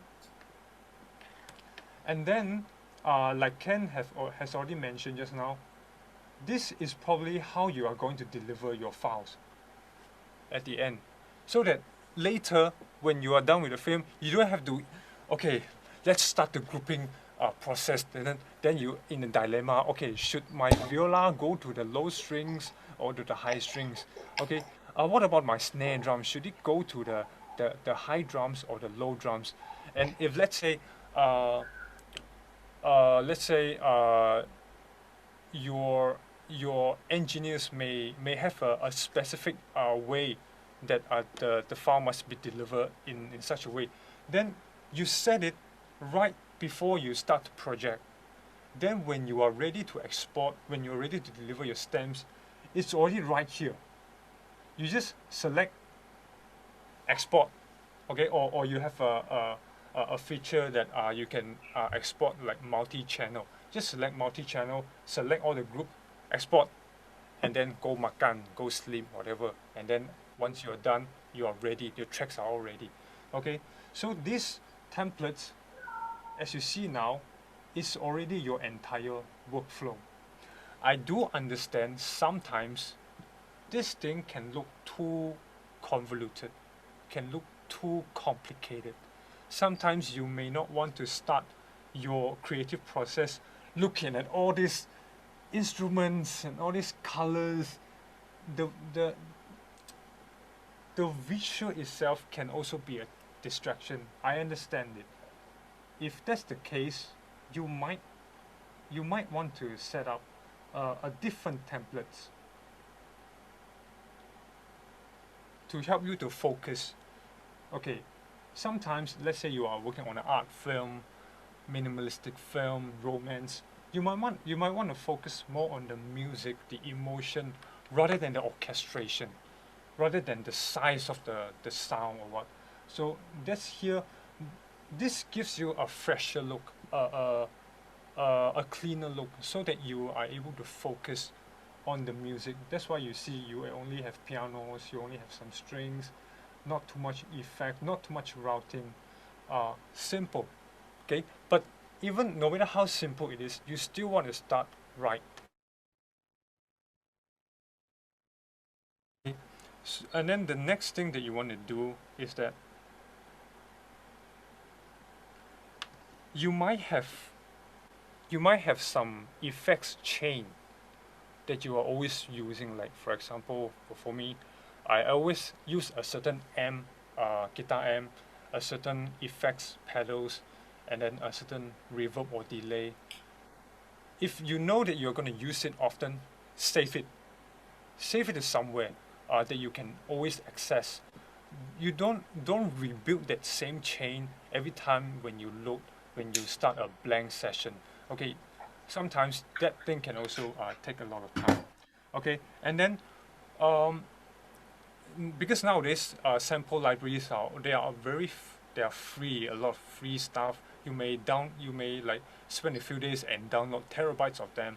Okay, when you are free, try to access them, try to go through them, browse through them, and filter out some of the things that you think you might be using, the instruments that you think you might be using, because you don't want to, when you are starting to work on the project, the clock is ticking, then only you open the folder and see, hey, what instrument is nice. No, you better don't do this process. You better do it earlier, or before you start to work on a project in your free time. You already mark down some of the instruments that are very useful, and then keep it in a favorite folder, for example, or an easy access folder, so that every time when you have an idea, you know where you need to navigate to. Okay, so that you are not spending too much time looking for things, or being distracted by all this thing. Okay, so save all your sound, all your favorite sample, your favorite setting, save them up, put it on an easy access folder, and this should be the end of your setting up templates. The rest of the process, we will talk more about it later. Okay, do you guys have any questions, or do you experience any technical issues that are related to the things that we mentioned just now? You can ask, you can share. Maybe I will try my best to answer it.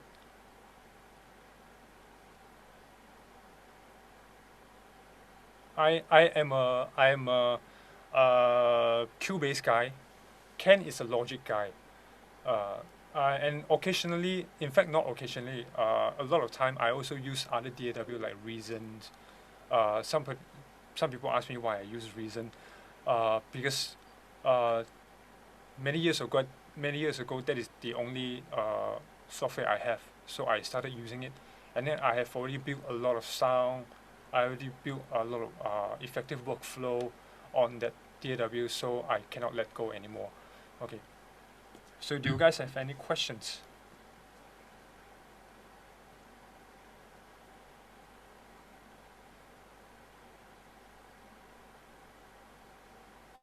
No question. Or any difficult situation that is similar to yours, and that's similar to mine, and then you found a solution. Yeah, maybe you can also share a little bit if you want.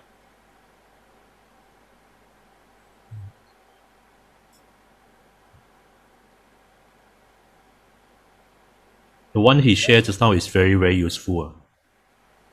I will do that. Yeah. Since you mentioned that, is worth mentioning that Ken is a little bit opposite. He is more like those very spontaneous people. Like, I have an idea. Okay, I start right. Okay, I start doing, and then only he begin to solve the problem later.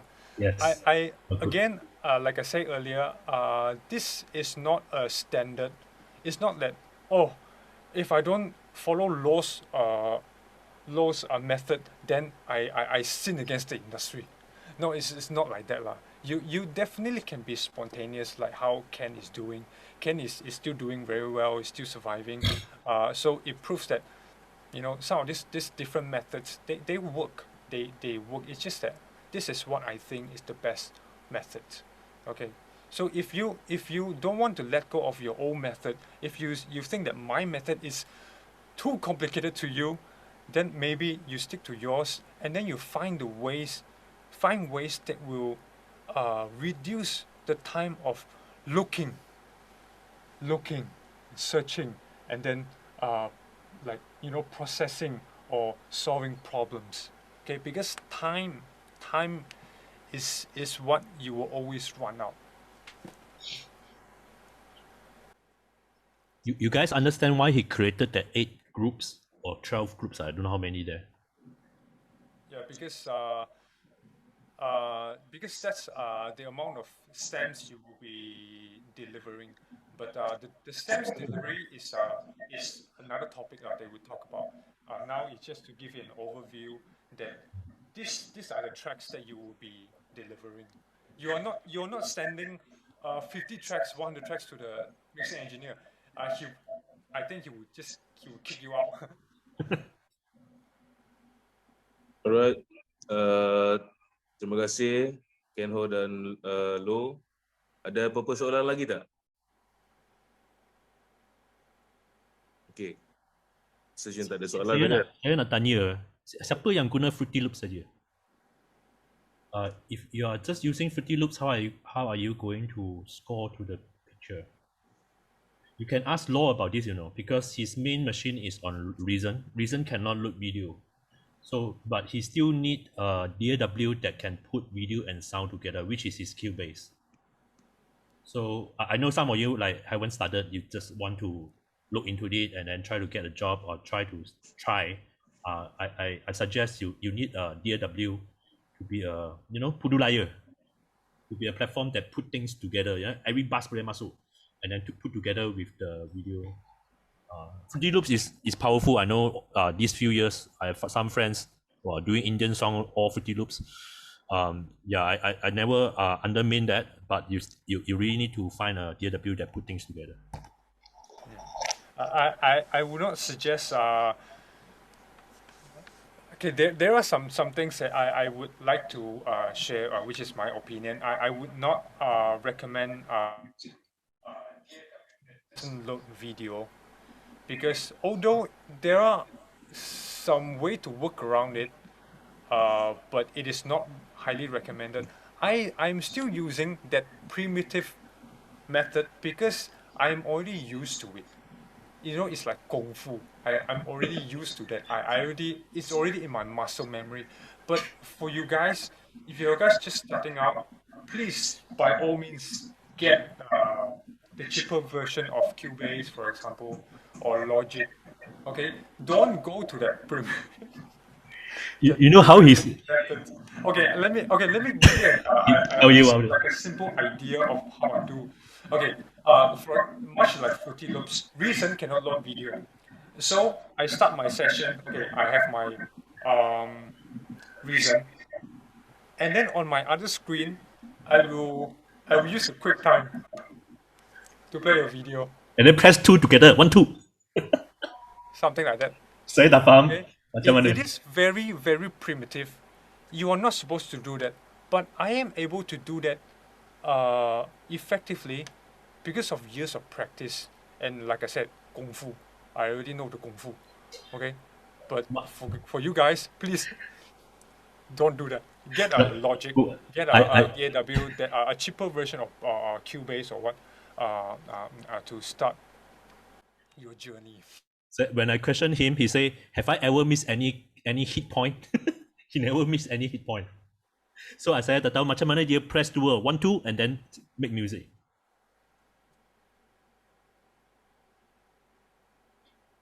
Okay, ada apa soalan? Tak ada. Kalau tidak, nanti pukul 2. Okay ya? Okey, soalan lagi?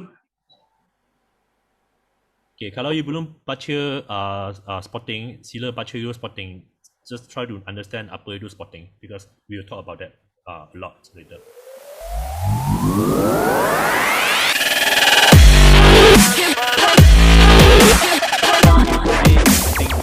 You guys in my class before, I always stress musical function. Okay, when we talk to director, you tell him the musical function. I hope you read up the handout. If you talk to them like musical function, they're apa ni, you know. No, I don't want to talk about that. But it's you say that like your checkpoint, your how you refine your questions, ask a value questions, and a lot of time I will go back to my musical function and think, okay, how should I come up with a question, right? So before we go into the spotting, I would like to talk about the musical function a bit. I believe most of you read that already. So I think there are a few ones that I think is good to talk about. Right, before we go in there, normal music and film music are just a checklist. You guys agree, or you guys this is what I think. Music for normal music means music by music itself alone, like orchestra music, pop music. You write music for the music's sake, and then you want people to listen. If it's beautiful, ugly, impactful, it got to be stand alone, good. And a lot of time a collaboration with musicians, okay, and mostly are mostly songs or melodic driven, okay, and then very easy to understand without visual. But film music is a bit more than that, or maybe sometimes less than that, not really there. And most important, you need to serve the dramatic effect, and then our priority is like fitting the correct emotion. Fitting the correct emotion is really important. And collaboration with musicians and non-musicians, and this is really tricky because you cannot say like something too technical. You got to be layman. You have to treat them like layman. You have to be layman. Treat them layman. Say layman terms. Okay, mostly instrumental composition, and then difficult to understand without visual, or sometimes it won't be interesting without the visuals. So let's say like our Abang Long Fadil, almost like 60 over kills. I think Law only makes like 20 kills. There are others I don't want to do lah. Just 20 kills would be good. So yeah, because others it won't make sense. It doesn't sound good standalone. All right. And one more thing, and strengthen the storytelling. How much you help the storytelling, that is your priority. And in the whole film, 1.5 hour, 90 minutes of music, you have chance to showcase your capability. You have chance to like, wow, I'm going to write a great piece. So other than that, just do your job. Fulfill what the director wants. Help the picture.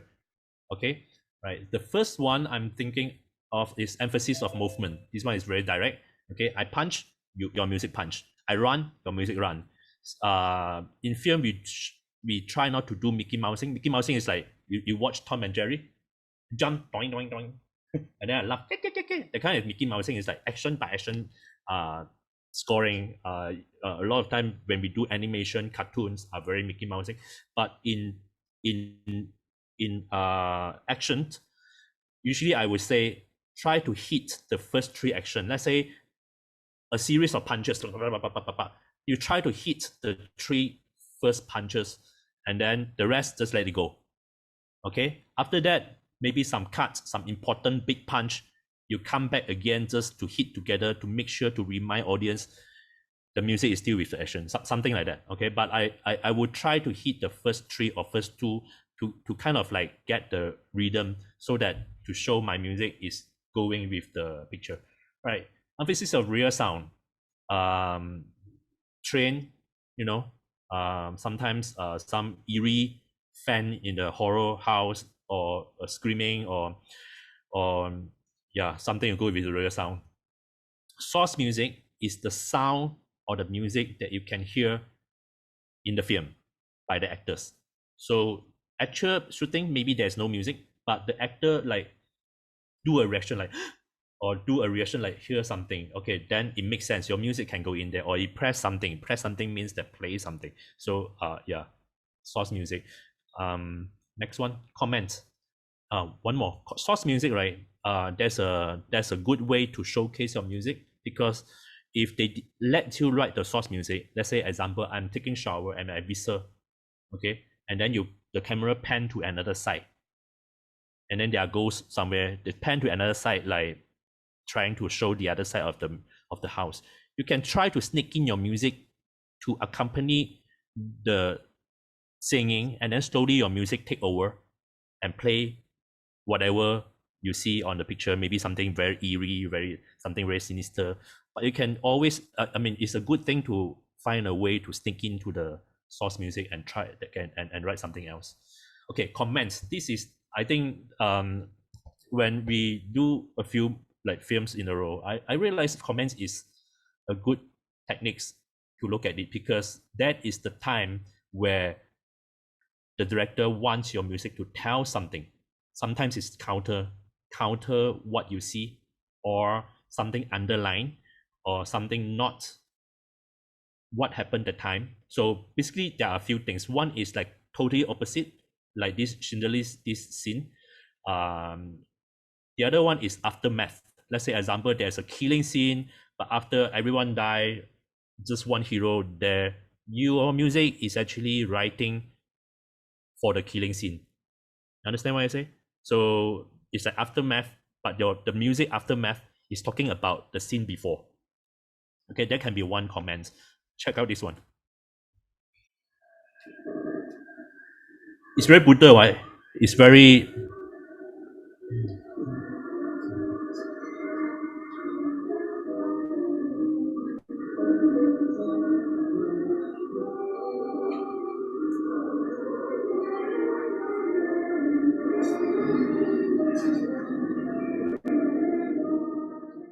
Okay, you have to understand this scene before it starts has been shooting for about, I don't know how long, quite long, like 1 minute or so, I forgot, but it's quite long before coming here. So John Williams or whoever the Steven Spielberg actually wants you to go into together with him. Point of view is him, right? Point of view is this guy. So looking at those things, if you stay there for 3 minutes, 30 seconds, seeing people killing everyone, the soldiers killing people, you are actually in the mood together with the audience, together with this guy.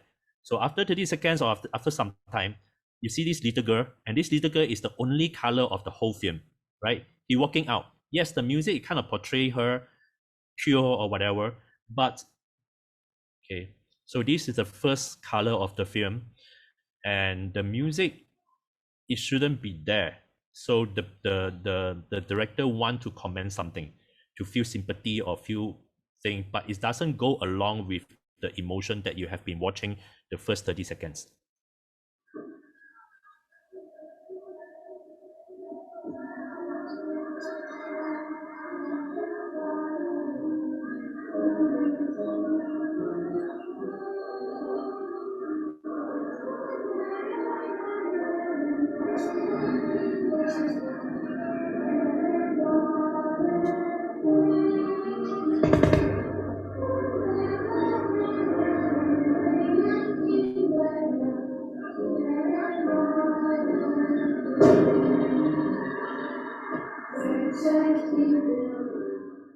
Okay, this scene is quite long. Okay, what the director intention is, I am Steven Spielberg. I don't really care how you feel. I just want you to feel something different from there.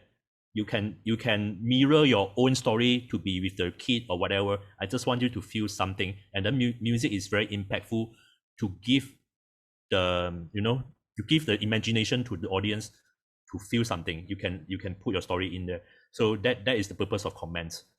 And a lot of time, especially I think whatever movie you have chance to do this kind of stuff, and how to make sure your intention is the same as director, and then that is really tricky. And we'll go to the next part when we talk about that. Okay, expression or actor emotion. Okay, this is quite obvious. Again, you cannot show your music if you don't. Sorry, I shouldn't say that. Contrasting is the best way to showcase your music if you want to do a change. So check this out.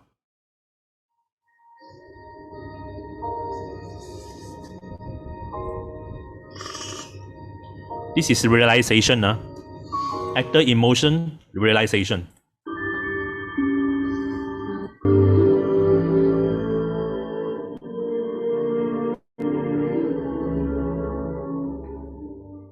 Right, I continue. Again, at this stage, when you do spotting session, we actually don't think so much about the music. Yes, I show you music now, so you have your mind about, you have your thought about the music. But again, during the spotting session, we actually don't think so much about music. We just want to make sure director in the storytelling, that is what he's trying to do. And then musically, I just want to mark down, I'm actually trying to achieve the same thing with the director. All right. So because in the storytelling, there are so many things. You want to pick one or two. Like this one, realization, actor emotion. I'm focusing on her, write the music. There are many things around, you know, the handkerchief, the lighting. So you want to make sure you are not writing for that. You are writing for the actor emotion. Right. Next one. Okay, audience emotion is good, easy to achieve, not too difficult, because the director wants audience to feel that way. Sometimes it can be contrasting. Let's say a clown trying to entertain people around, and then the director wants you to write some sad music because maybe the family members got killed or something like that, but the actor doesn't know. So yeah, the director will tell you that, and then if you get this, you will know what to do. I think this one quite direct. I'm not going to show you an example. Okay, simple. Okay, simple is where you establish a theme. Let's say you have an opening theme. You have been repeating it for quite some time. Like we call it like motif, repeating a theme, rearrange, repeating. But at one point, you tweak the theme a bit, and then just to show the reappearance of the object or reappearance of that hero, that maybe that Superman is already die. Okay, so die. He's in the mud, and then he's trying to climb up from there. You don't see Superman, but you see something. You see something walking. See something coming out, and then you suggest the theme. So a lot of times, symbol is like leading the audience to that character before seeing them, or trying to hint you something is there to go with that character. Okay. Anticipation of action, a lot of time happen in horror movie when there is a jump scare, and they want you to build, and then pang. Yeah. Oh, this is film genre. My bad. Film genre or something like that. Okay. Film structure. Film structure. Okay, leitmotif is important. If you watch like Star Wars, Harry Potter, you know, Lord of the Ring, the theme keep reoccurring for a reason. So you need to find out. Keep bringing back the theme is easy, but find out the right situation where to put them. That is, you need to be smart, because you don't want two to be too close. Okay, two teams to come out too close, things like that. There are many considerations, but you look at the spotting the whole map. Where are you going to put?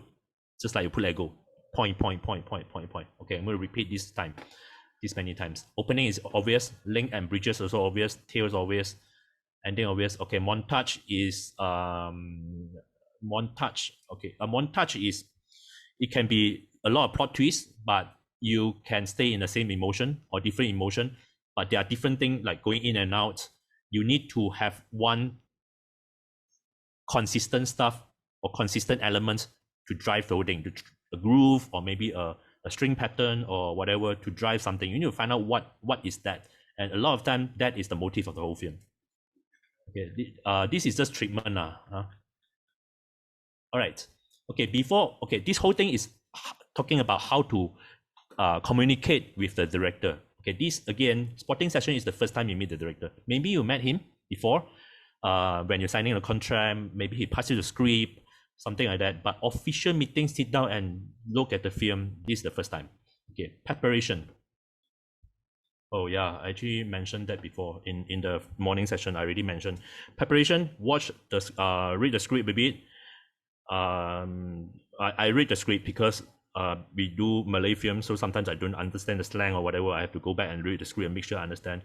and you need to have the knowledge so that when you talk to the director, you know how to react to that, because you don't want to keep coming back to him.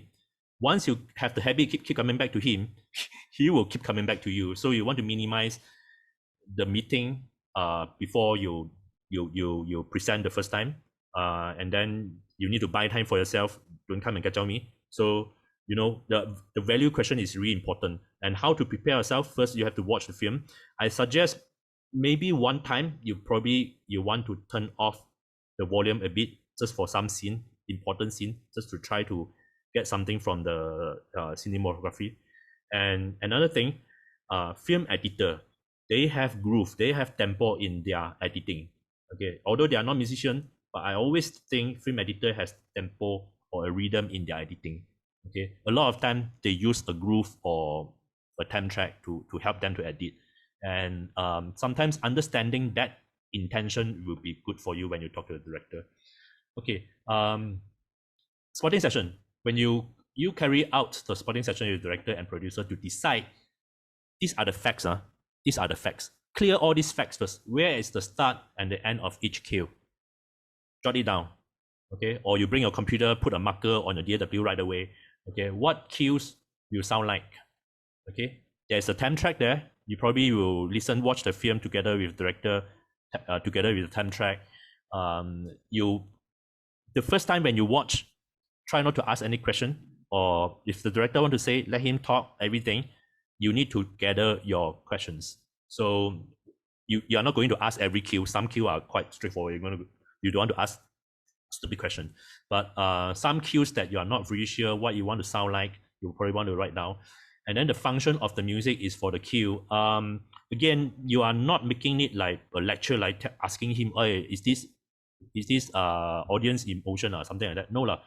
You just have to, from that group of question, and see how you can ask something value.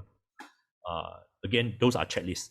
Try to understand what the director wants in the layman terms. Be careful with the terms he used.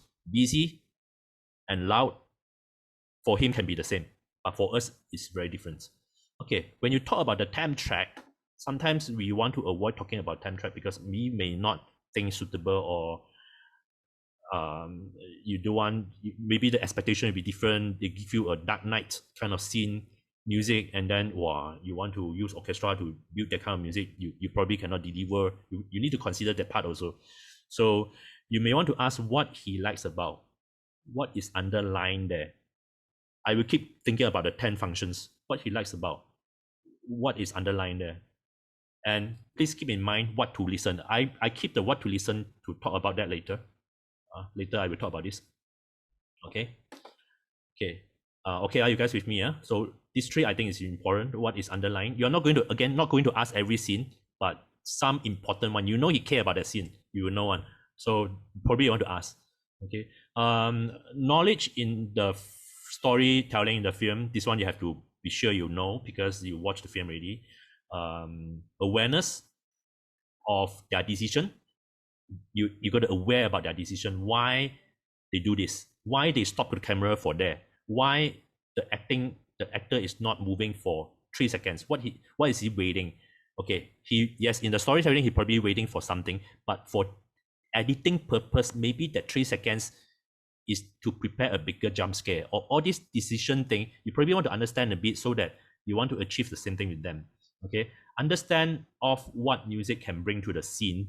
Okay, so that part is more thinking about the temp track, what he's trying to achieve using that temp track, and what he expects you to achieve. The whole temp track there are so many elements in there. There are many instruments. I don't think he liked all of them. There must be some he really liked. The hook, what is the hook that really hooked him? You probably want to find out if that is an important scene. Okay, find out all the facts you need to help to conceptualize your music. Okay, all right. So this is the thing that I want to talk about later.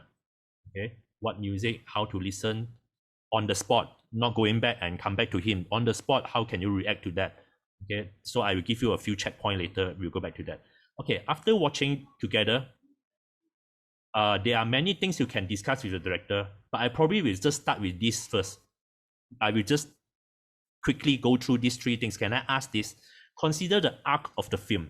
when they make the film, right, the storytelling more intense, or the main character more laid back, it's going by more or more something, or going to somewhere. Okay, understand the arc and understand what he's trying to achieve in the arc. Or you can even ask like, you want the intensity to be big here, okay? Not just scene by itself. I try to ask things like the whole arc instead of particular scene. Important scenes, yes, but you don't need to go through important scenes. Care more about the arc, because the arc is how you can plot out your music in the whole thing. Avoid discussing musical specifics, like he's trying to tell you, oh, you write bassoon in using these techniques.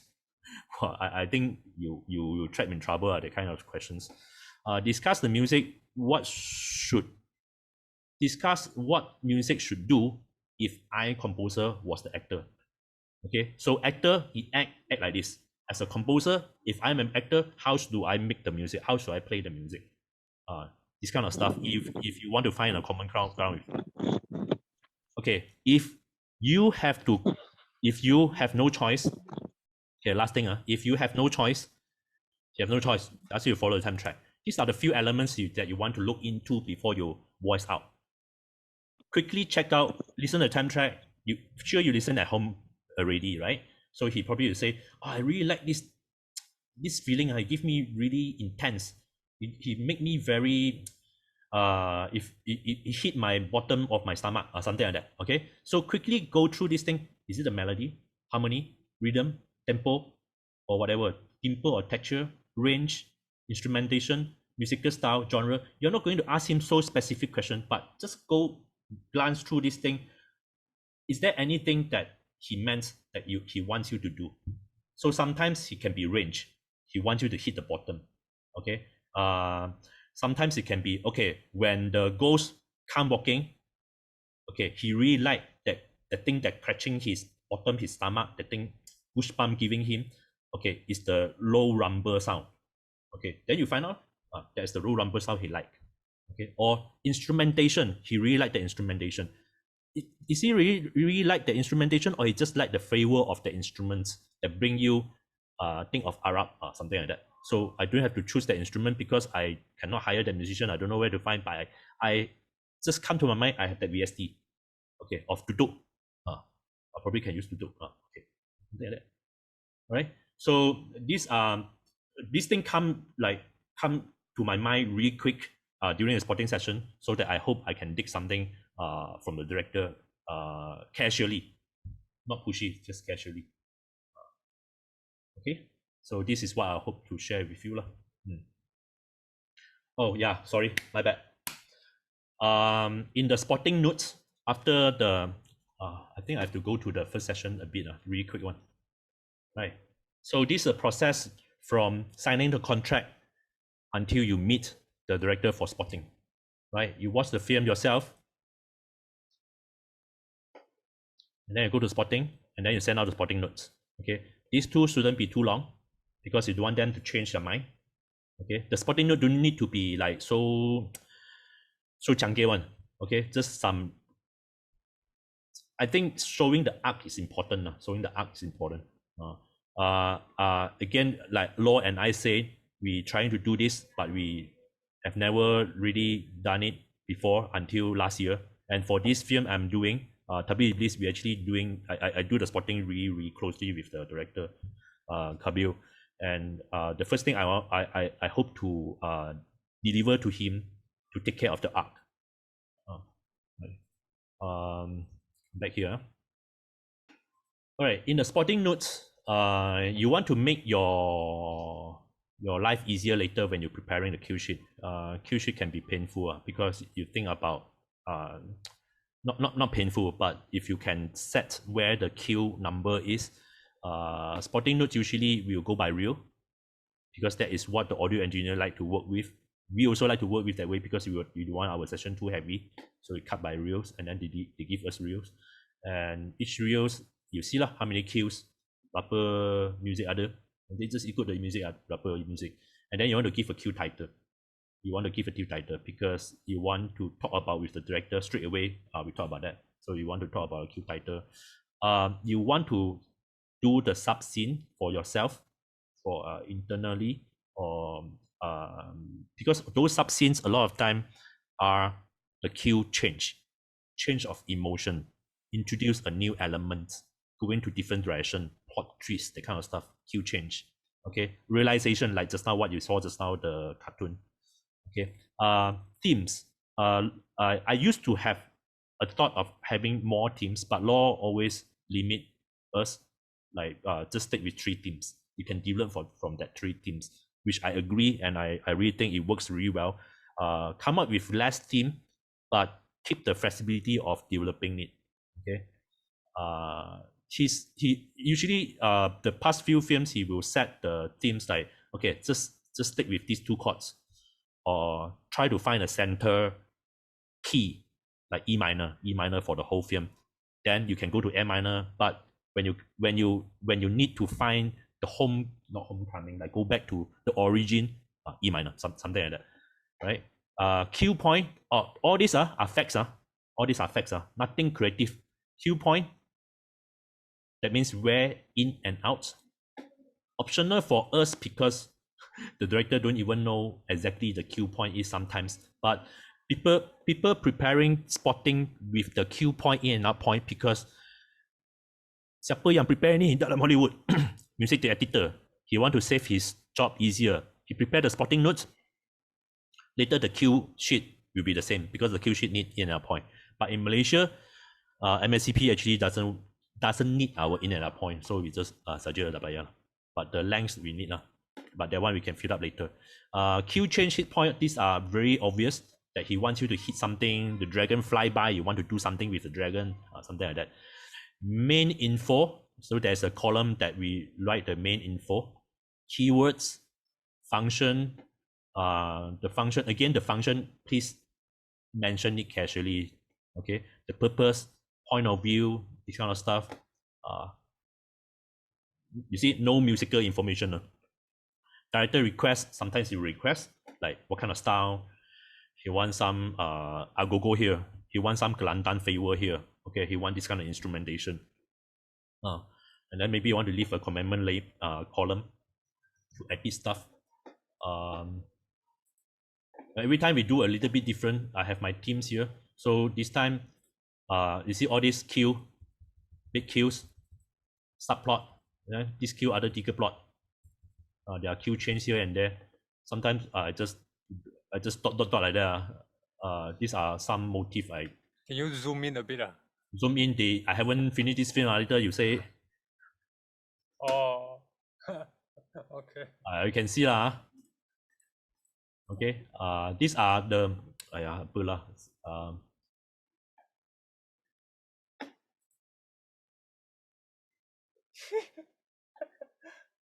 kolong chong. 罗旭清不要 kolong chong.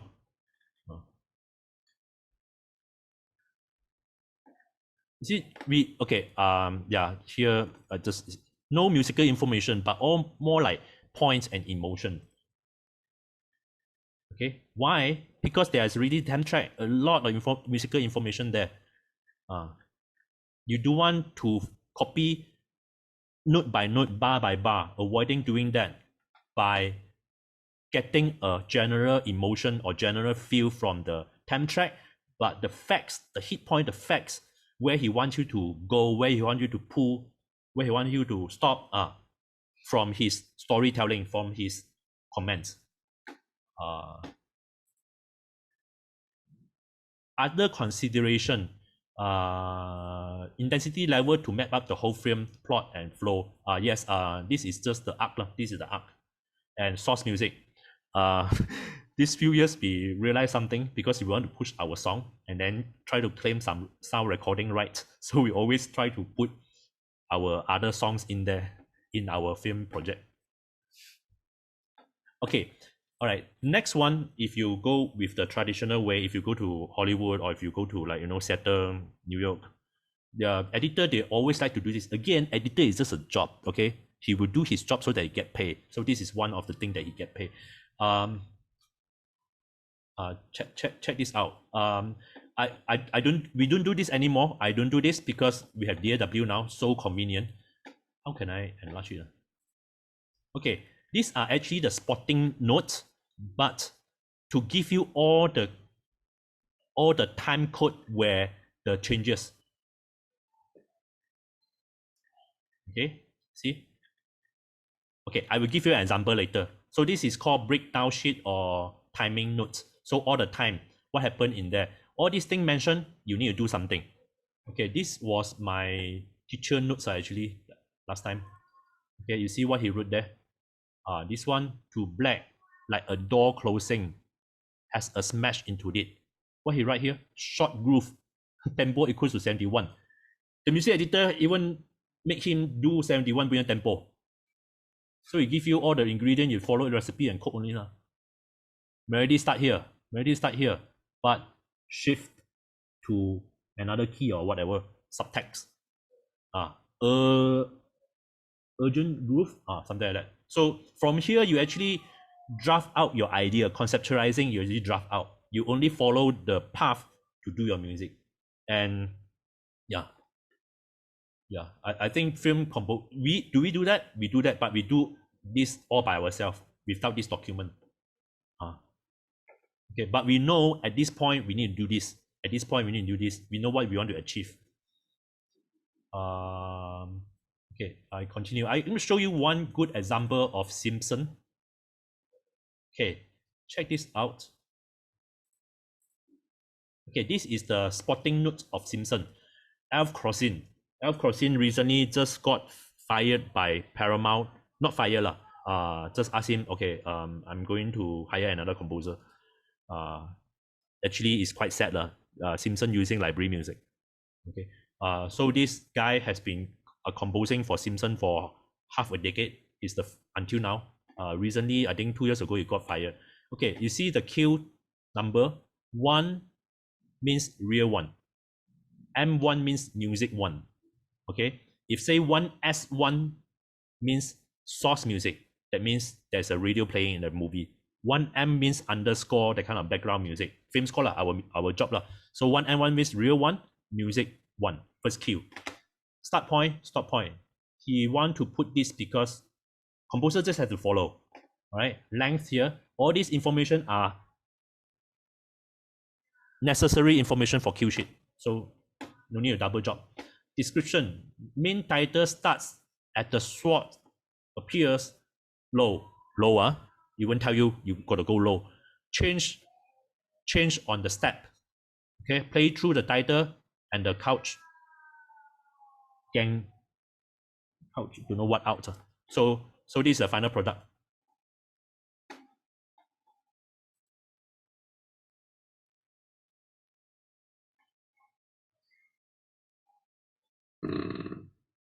There's no music. There's no music out. No.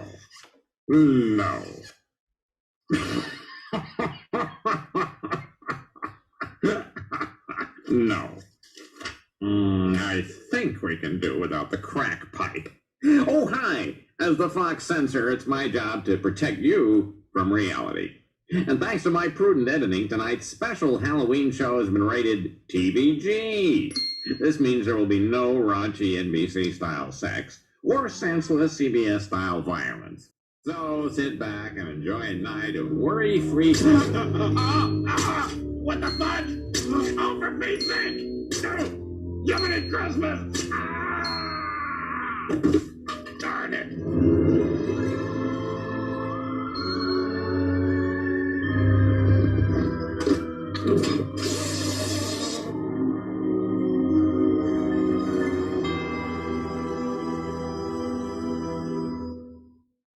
Okay, makes sense to you? So the director actually, sorry, the composer only get this, and he probably got the breakdown notes, the timing note from the editor. So in Malaysia, no such person as music editor, you makan sendiri. Okay. Oh, sorry. Next one. All right, this is one of the example. You got to ask Law what he did. This is we're trying to do spotting that time. This is our first film together. So 2M2 means second reel, music number 5, in out point. Then realize we don't need to put this because we don't need to submit for cue sheet, right? For these two information, but we need this. we put a title. I show you the Dimensity. This is also the same title that we release our sound recording. We release our soundtrack. Okay, the theme is Anna. So there are only a few themes, generic theme, 19 theme. Alif theme, Alif got 2 themes, not mistaken. Anna there's theme, so there are 5 themes. Slow build to bright sound, and the main Anna motif should be out there somewhere at the library book rack. So revision, outside library, line introduce, but don't cut off, use string. Okay, right? See, okay, there's a realization or something like plot twist, not plot twist, but realization music. Lurus betul lah kan? Tell you something about Law. Because he didn't go study film scoring, but he's a really good musician. He's a good musician. His sense is good. So the way he look at it, he always say there's something I want to achieve in my mind. I don't look like that because I always put the facts in my head and then I try to achieve that. So it's a different method. I think he one is more musical, definitely. But yeah, so he looked the way like opposite from me. He know what he want to achieve, and then he go for that. But me, I will draw the line first, and then I try to execute. All right. This theme, when you hear in the beginning, is also used for the main theme, the main end credit song, or we call it the movie main themes. I'm going to show you the main theme a bit. Again, whenever you look at the music, right, try to recall the 8 elements that I talked about just now, the melody or harmony. So it help you to analyze something. What he used, he used a very low rumble at the end. What happened there? Okay, and then he look at Anna. You see his face like showing affection. Okay, strings is coming in. Okay, my point is dimensi. Dan mata manusia hanya boleh experience 3 dimensi. Tolak pula dengan 1 dimensi. Alright, so range, a few things. Once you listen, just check list. Bring out this checklist in your mind, and that is the thing that you probably want to inspire or sometimes copy. But without going back there and listen bar by bar, you end up copying. Okay, I'm going to show you the end credit song.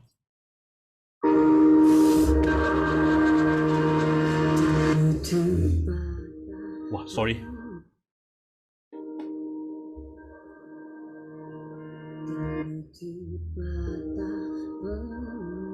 Louder. Hey, 羅樹星啦 whisper 沒有啊 Louder. You didn't put a whisper.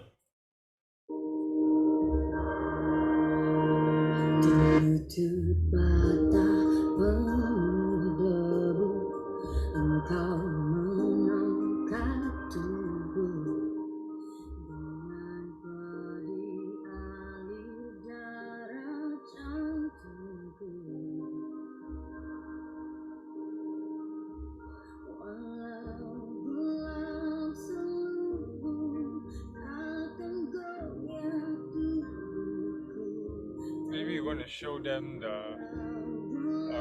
back the scene just now, and then about the keyboard line.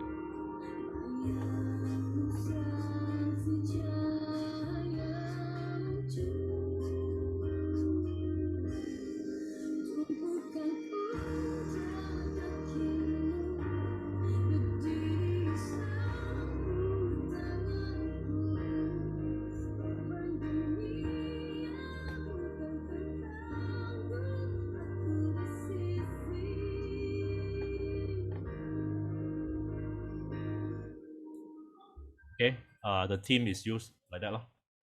When he did, can you tell how you did this one? Do you do this same time or what?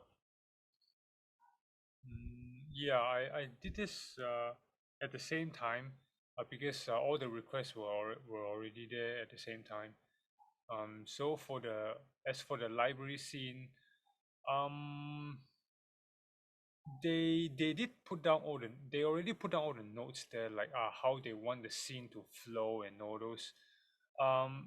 because throughout the whole film, actually there isn't a lot of space for me to insert, for me to relate this this pop song and Anna.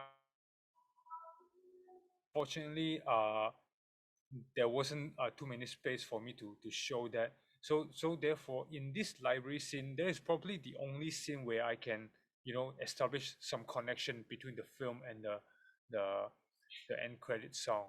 And so I definitely started the library with this very slow keyboard bell-ish kind of thing. And then if it actually it wasn't like really outstanding, because what we want the audience to feel is that the interaction, that awkward interaction between Anna and Alif, and how, you know, how they play with their eyes, you know, how Alif were being mesmerized by Anna. And then that's where you also notice the music pause a little bit, and that's where Alif was like captivated by Anna. And that's where I did that pause. And then when it comes to when Anna began to explain deeper into the things that she believed in about the ghosts and the dimension and all those, that's where I begin to play around with the chord work. Actually, it's not much of the melody, it's the chord work that progression is leading to something darker. But it is not like a sudden twist, like of like very bright feeling, suddenly there's this dark feeling. No, it's slowly progressing, because she also took a little bit of time to explain about what she believes in. So that's where I begin to put in a little bit of minor chord, a little bit of slightly darker feeling, and then it moves darker, and then it moves darker. And then when I establish that minor chord, actually it feels pretty smooth. You don't really notice it is a minor chord until it goes deeper, and then it becomes ghostly. Then only you realize, the music now sounds very ghostly, but you didn't realize that plot change. So in your music, maybe you need to of course, all this thing we were also doing it for the sake of reflecting what is happening on the screen. But in terms of the music, maybe that's what you want to keep it in mind also. Like how do you use different musical element, whether it's the melody, whether it's the harmony, whether it's the rhythm or what, to help you flow from one point to another point.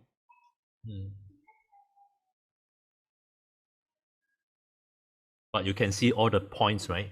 The cue change, all these are kind of obvious. Those I wish you could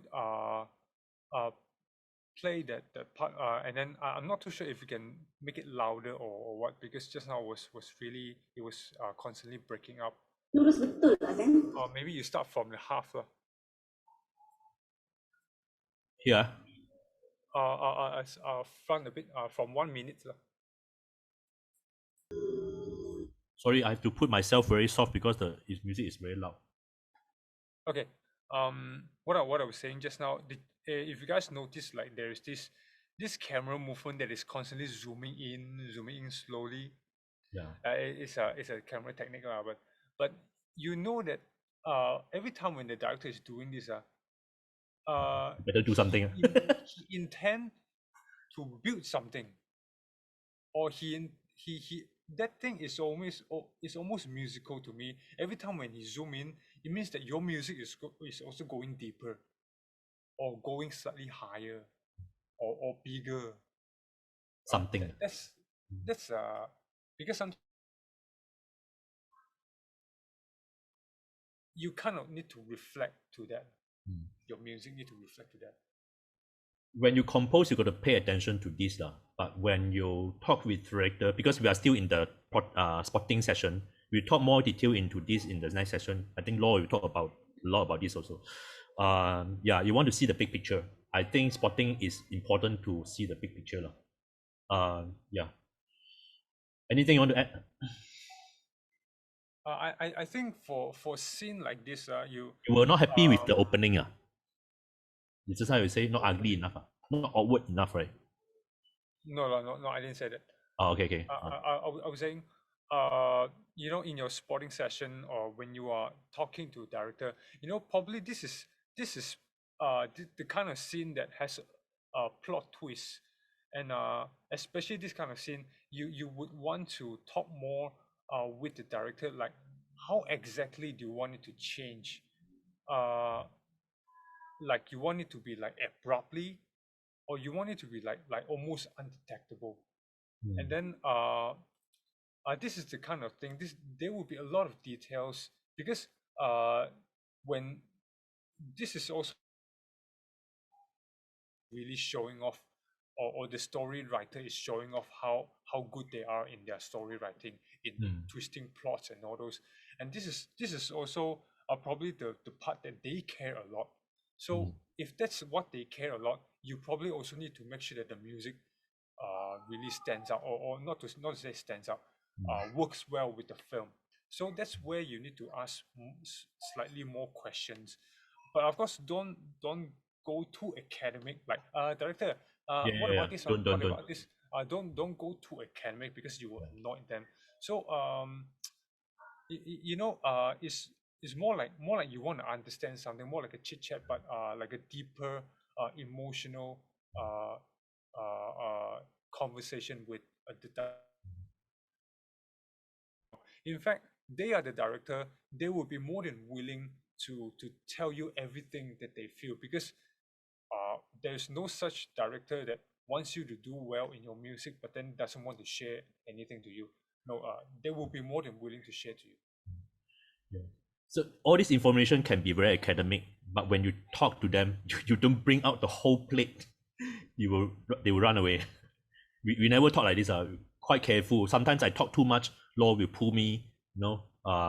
So I also quite careful about this, but in my mind, I'm aware about this kind of question, whether I'm just stopping myself, should I ask or not ask. What law is now talking about is about this awareness, or about their decision, what they care about. Okay, for Alif, we have spotting, but I remember we don't have many temp track for this film, right? No. Yeah, there are almost no temp track. Yeah, but good thing is Anari sit down with us to do a spotting, although he's like not very patient about it, but somehow he did. Okay, for Shafiq, I tell you, the first 3 films, he didn't want to do spotting. He just give us temp track. Okay, this one is Chaos Special Force. I want you to listen to the temp track. When we got this temp track, we are thinking, oh, we better don't make ourselves in a bad situation, because this is Hans Zimmer punya Dark Knight Return, right? I think it's Dark Knight Return. So listen to the temp track first. Dark Knight. Dark Knight, no, or Dark Knight Return. Dark Knight, the right? I don't know. Dark Knight, one of them. The one he did with James Newton Howard. Okay.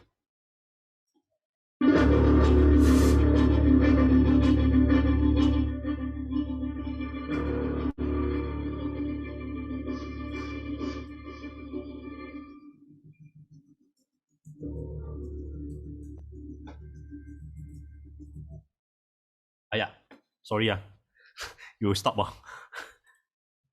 Sorry, I didn't know you stopped. Don't move.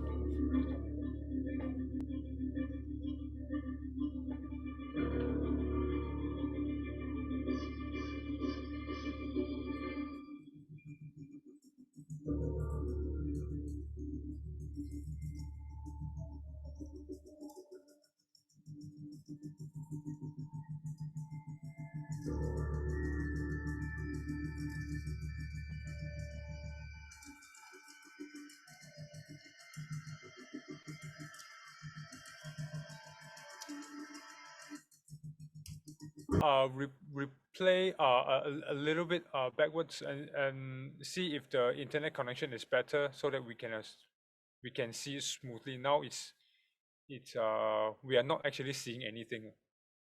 Not seeing anything? Because not seeing anything? No, well, we can see your screen, but then because the internet connection, the video is not streaming very well. Oh, okay. So I'll go back a little bit. Yeah. A little bit more. Okay. Okay. Okay, yeah, here. Okay, Uh, yeah, I cannot hear you, what you say?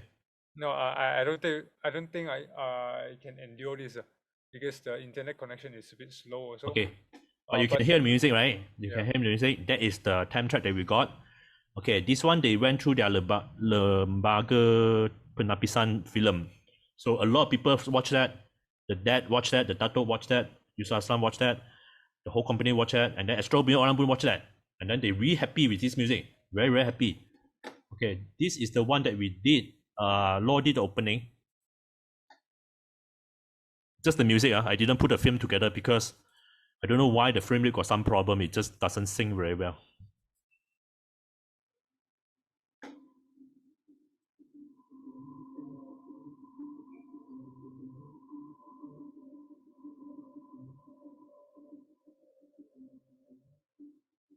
Louder. Very loud already.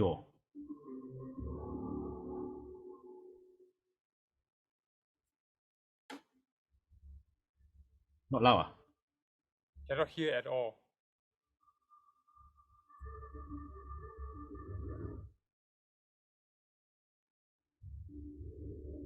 Cannot hear at all. I cannot hear you. Cannot hear at all. I'm very loud, very, very loud here.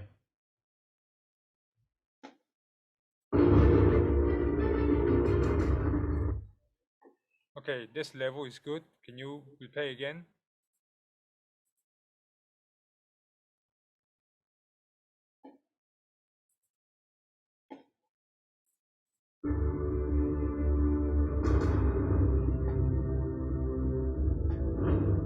Can you replay again?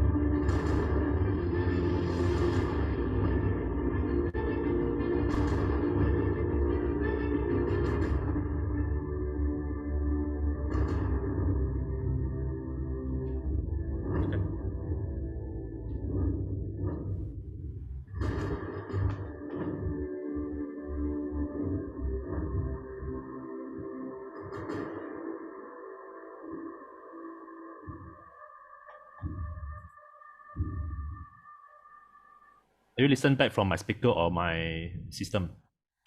From your speaker. Huh?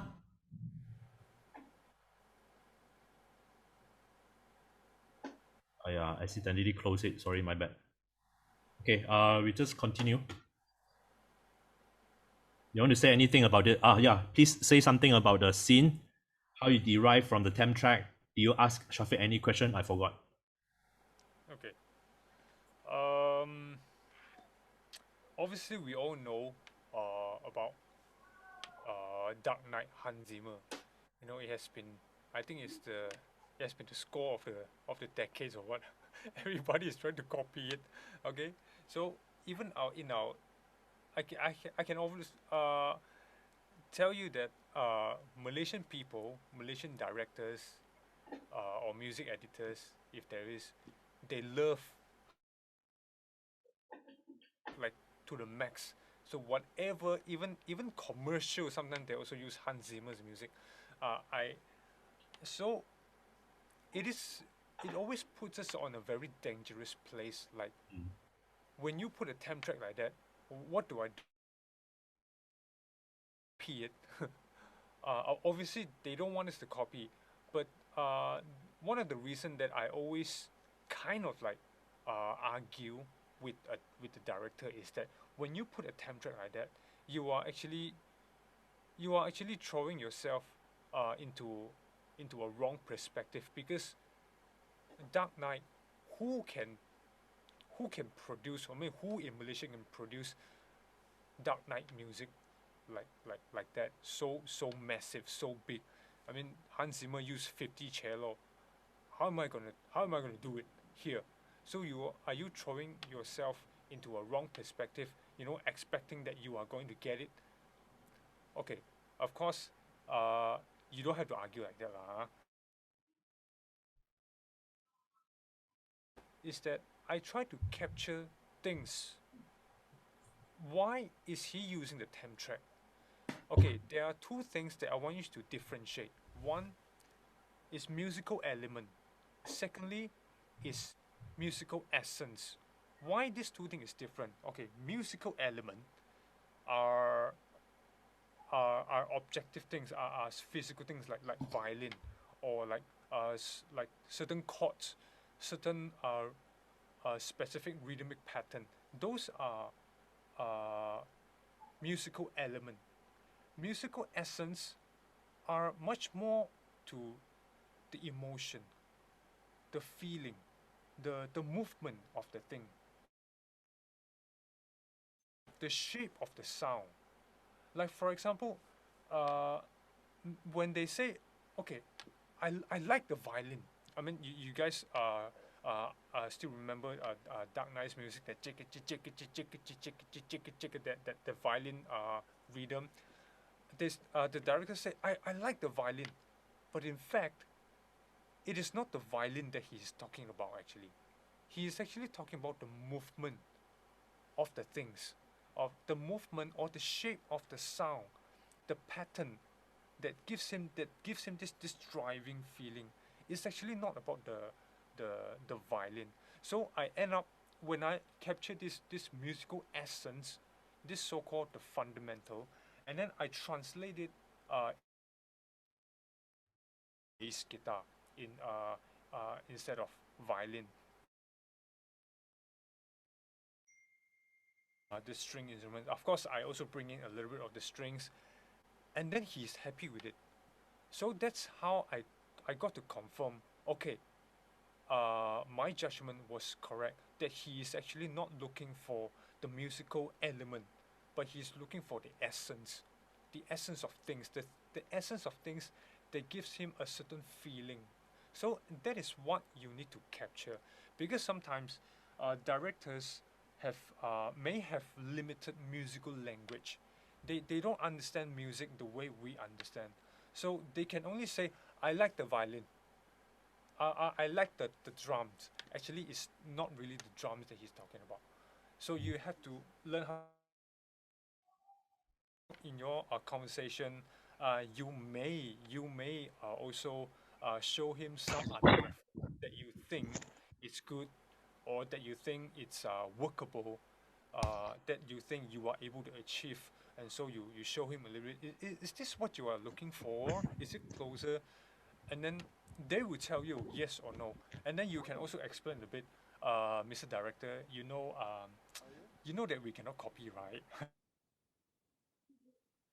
You what is it that what are the essence that you are really looking for, and then you compare a few tracks, a few reference, then only you try to capture what is he really thinking. So like in my case, after some conversation, then I know he is actually looking at the movement, not really at the instrument. And then from there, you build your own stuff. You try, you don't copy lah. When did you get this? First meeting? Actually, luckily lah, in our first meeting, I kind of like understand it lah. Maybe I was guessing it also. maybe Yeah. because I hate copying so much. I want to get away from that. So so lucky lah. So I got it in my first meeting. Sorry, who is talking? playing pictures, I need to like draw them. Yeah. Hello? No, it's okay. The operator will take care of that. Okay. Okay. Yeah.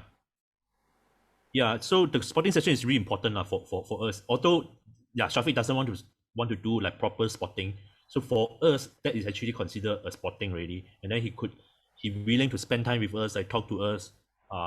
End of the day, we still trying to get something that we want. Whether the way doing it, the way that doing the spotting, whether you follow the right way, it doesn't really matter. End of the day, we just want to get things that we want.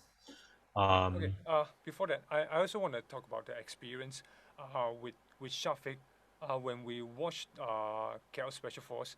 When we come, before he arrived, we already watched the film, the whole film, and then when he arrives, he probably just spent like half an hour with us, and in that half an hour, the things that he talked about is probably the most important thing in the film, because obviously, if I have limited time, I will only tell you the most important thing. I will only talk to you, and so once you mark down, oh, that is actually the part that he cared the most.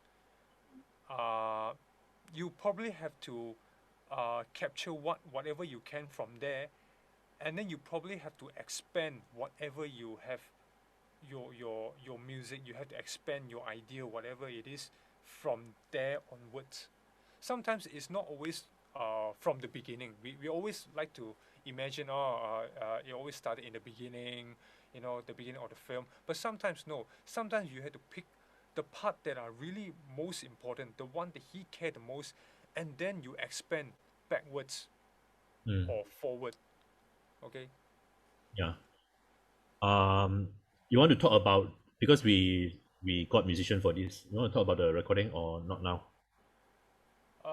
Yeah, we can talk about later. Okay, yeah. The second scene, you want me to show the gang anarchists? Gang anarchists. Actually, the same scene. After the car bounce, after the car knock out the gang anarchists punya, no need lah. A little bit lah. A little bit lah. Okay, we got 2 cello and 2 viola playing this. Hey, doing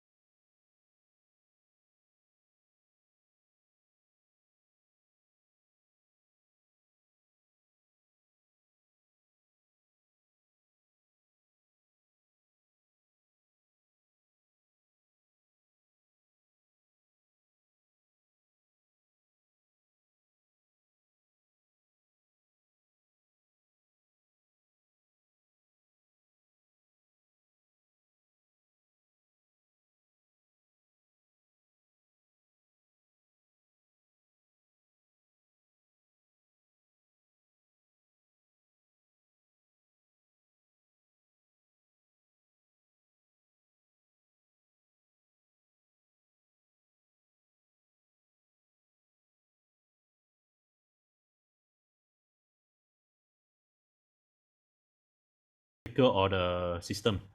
The speaker, but it's clear enough lah. Oh, very, I don't know. Is it clear on your side? How about you guys? If it's okay, give a thumbs up. Okay, cool. Okay. Cool.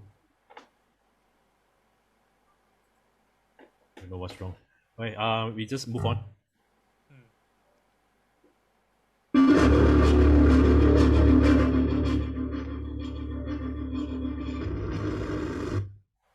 Alright, cue sheet. Since we talked about that, I don't want to come back to here. So this is what you need to hand in. You can get the template from us. We can provide you this one, but most important, what the MSCP looking at are the length, the title, sample composer. Like this one is composed by someone else, so we have to put their name so that we don't claim it. Then this Inner Voices is our company, so that one is our OP. OP. Yeah, that's it lah. And this one FV here lah. Film background, that means the background music. Trademark, that means the opening theme or logo, that kind of stuff. Film visual, that means it's source music. Film title is title, the front one. Trademark, I think, is the back. Okay, that's all. Okay. I think we don't spend too much time on this. Okay. That's all for this part. Any question you want to ask? This whole part is just sharing with you guys macam mana korang communicate with the director and smartly, because especially the first meeting, the very first meeting, you don't want to leave bad impression. I think that one is really important. Yeah. We had very special experience with Shafiq. After we done Abang Long Fadil, bapak dia masuk, dia cakap, tak nak music ni lah. Letak balik tu temp track. My face like black color at the back. I just go there. I don't want to see anyone. I just hide there. Law still very social, trying to talk to him. I don't know. I just hide there.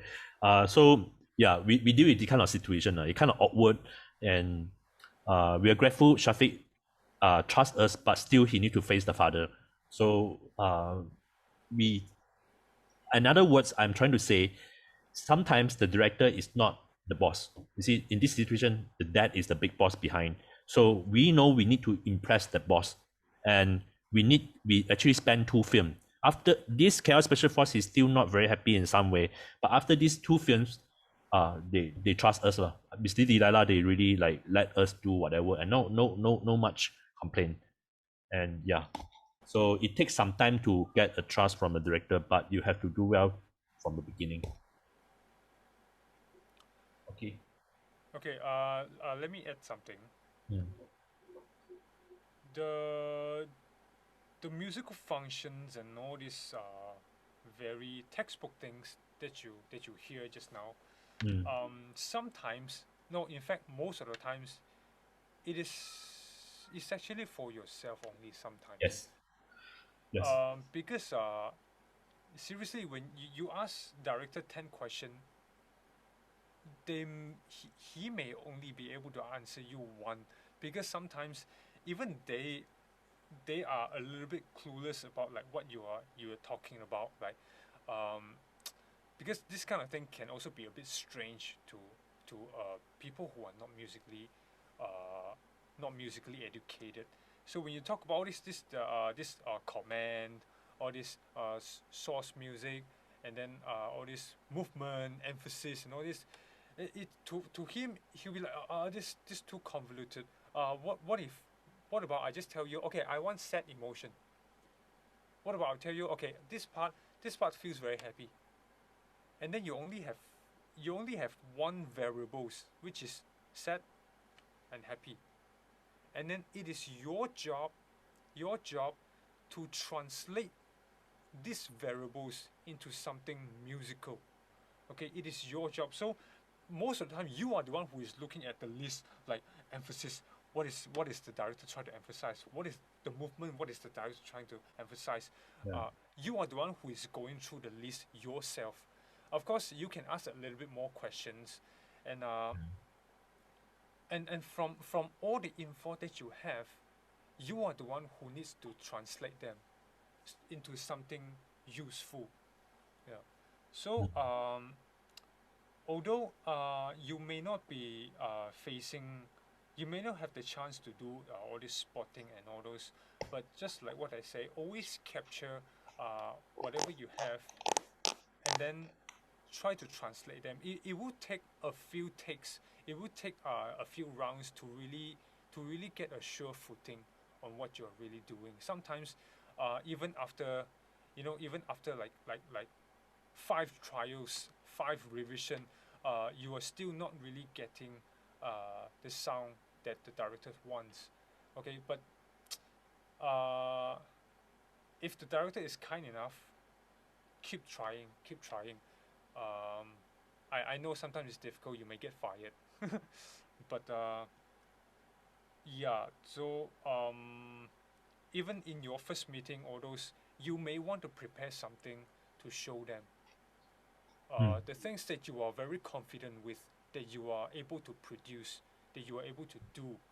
Like in my case, KL Special Force, just now when you hear the gang anarchists, that you hear some like those very monstrous sound,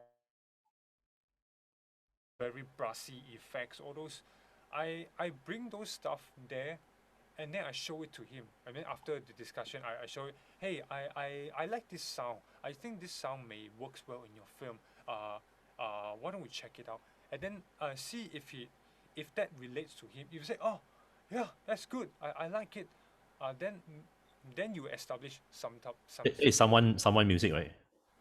No, it's not someone's music. It's something that some sample that I found. Oh. Some of the thing is the one that I did myself.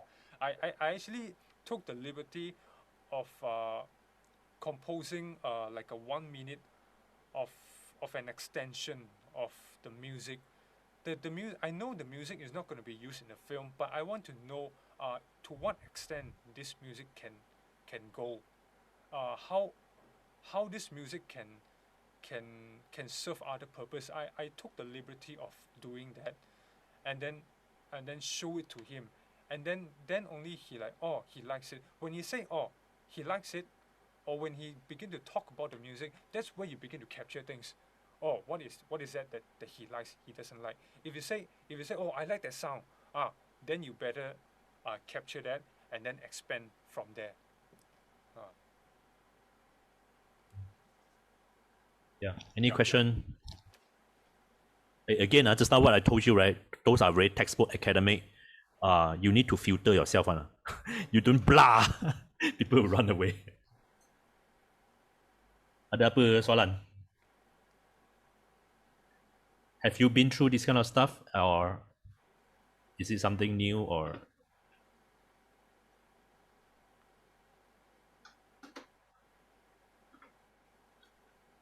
We will share with you, I think, on the third day how to kickstart. Maybe not now, since we are talking about working the project. How to kickstart, how to prepare a demo, where to send to people. Those we talk about that on the third day. If you do have question, can I ask, are you guys doing the scoring examples, the scoring exercise? Are you guys trying? Okay, so you can ask me, you can ask us question about that two scoring exercise.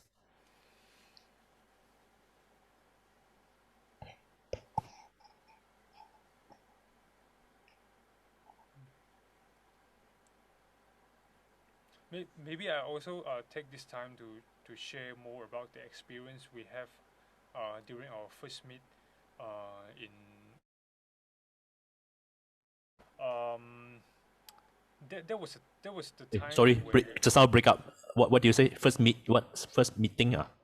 Yeah, in the first meeting, there was a time he was actually a bit reluctant to do all this spotting and all this question and all this. You're talking about Abang Long Fadil or KL Special Force? KL Special Force. He's okay because he is, since he's already there physically, but he was not so willing to do the spotting. He's not willing. And then we know, but we have to get info. So after I show all the things that I want to show, after we talk about, we scan through the film a bit, and then because I want to know the big picture of the film, of the things that he wants to achieve in the overall sense, because as we all know, in a story, there are points like climax point. There are climax point 1, 2, 3, for example. Okay, even if you are not able to get like very in detail all the things that you can work around, at least okay, Shafiq, what is the highest point of this film? Yeah. And then he begin to explain. Oh, I think okay. Then you mark it down. Maybe just do a drawing. Okay. The actor. Let's say someone died. The character died. Okay, that is the climax point. Okay, then you talk a little bit. Okay, what are you looking for? When we build towards that climax, then you will expand a little bit. Okay, before that, what is going to happen, and then who is going to die first, and then the explosion and all this. Then you get an idea. Okay, you have to develop it in such a way.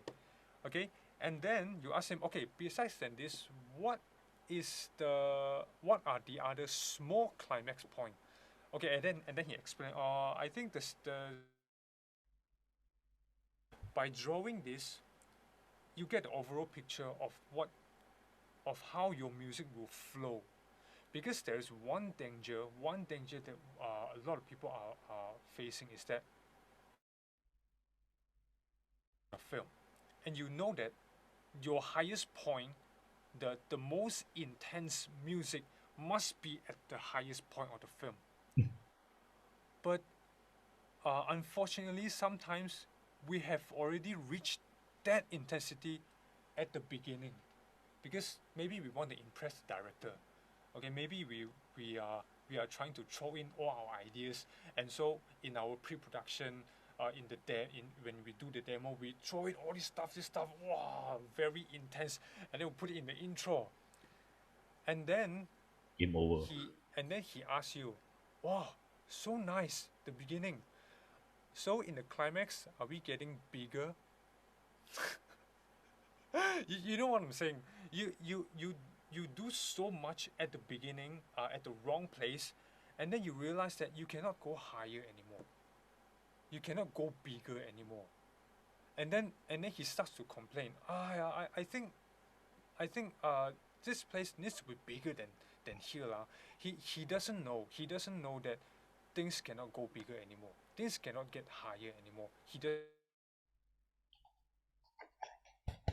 To get the overall picture of how the entire flow is, then you know that your most intense music must be here, and the second level must be here. The first level is here. So when you do your demo, you pandai sikit lah. Don't overdo in your first level, and then do a little bit more in your second level, so that you always reserve some space for you to blast in the highest point. Okay, don't blast in the beginning, because you may not have room to go higher anymore. Okay, so get the big picture, then it would really help you to visualize how the entire thing goes. Okay. Ada persoalan? Hello. Ada apa soalan? Hello sir, second hello. Yeah. Just nak tanya juga, kalau masa you buat KF Special Force, is it you ada masa yang first meeting tu, is it director dah decide untuk bagi dia punya character music? You mean the main character, is it this music? I mean the identity of music, you know? And then is it you terus Actually no. No. He was not very specific on like which character sounds like what. Shafiq is the kind of director that goes for the emotion and the emotion and the intensity of the scene. So he would what he did is that he chose the music from Dark Knight, and then let's say, okay, this scene gives him the feeling, a very deep, sorrowful feeling. Okay, so he just took one that expressed this deep, sorrowful feeling and put it there. So he was whatever he put the character, but it reflects the feeling of that scene. Yeah.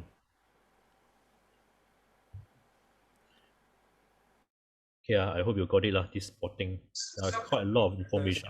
May not be so detailed into like, oh, I want every character, or at least the most important character to have set their own sound. Not every director might. Yeah. You look for this kind of thing. So when you keep pushing,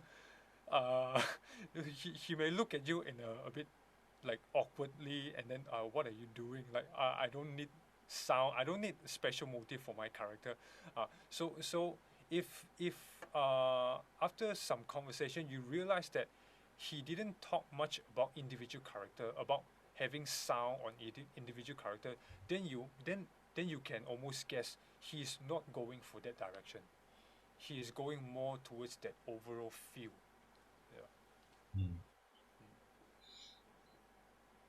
First two films with Shafiq, we learned a lot lah. And then we also have difficult time dealing with the sound design because those guns, crazy man. So yeah, after these two films, we got smarter, like how to do our music to blend with them, and then they also got better to blend with us. Yeah.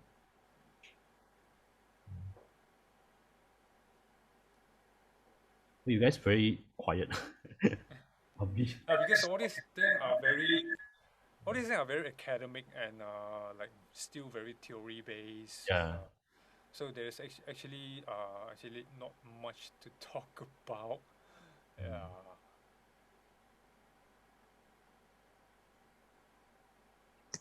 Hello. Yeah.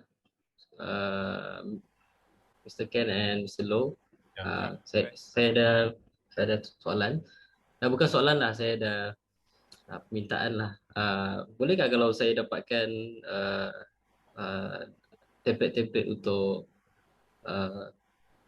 cue sheet and spotting semua? Template. Ya. Boleh. Sebab apa? Saya rasa macam lebih organized lah kalau ada semua boleh. Okay. I will prepare. We will put in the same folder lah, the same folder that you got that time. Fazli, you kasih mereka the Google link. Yes. On first email, I give them a direct link to my Google Drive. Okay. And then link yang saya letakkan di dalam group WhatsApp tu, itu link yang direct dengan Ken Ho, dan Ken Ho akan update segala benda yang tu dalam tu lah, dalam Google link tu.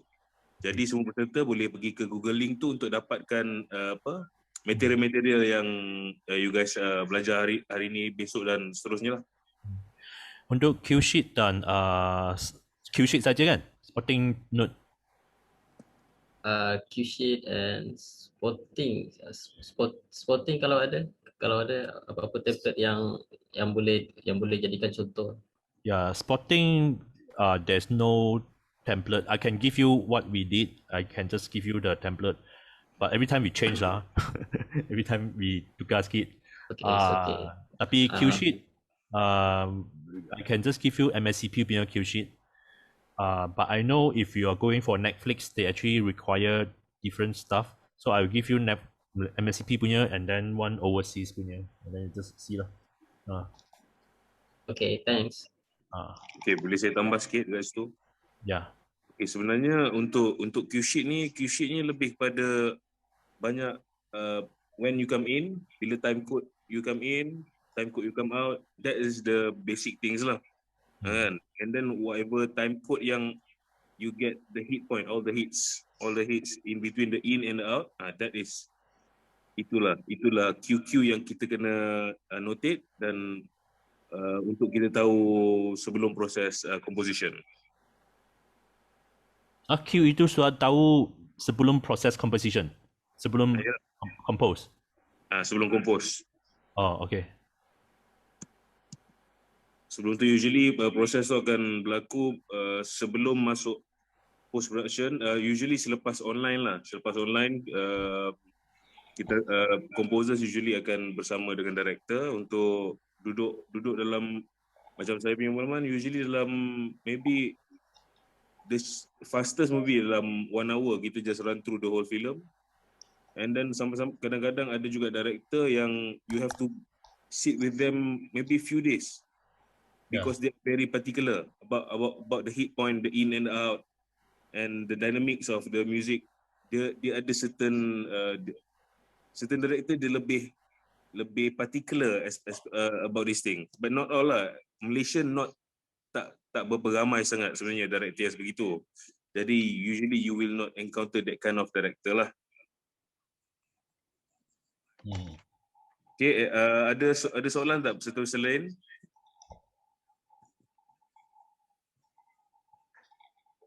Do you prefer to see more examples than talk so much this kind of? Hello, Mr. Ken. Yeah. Mr. Ken. Yes, yeah. Zafar. Yes, sorry.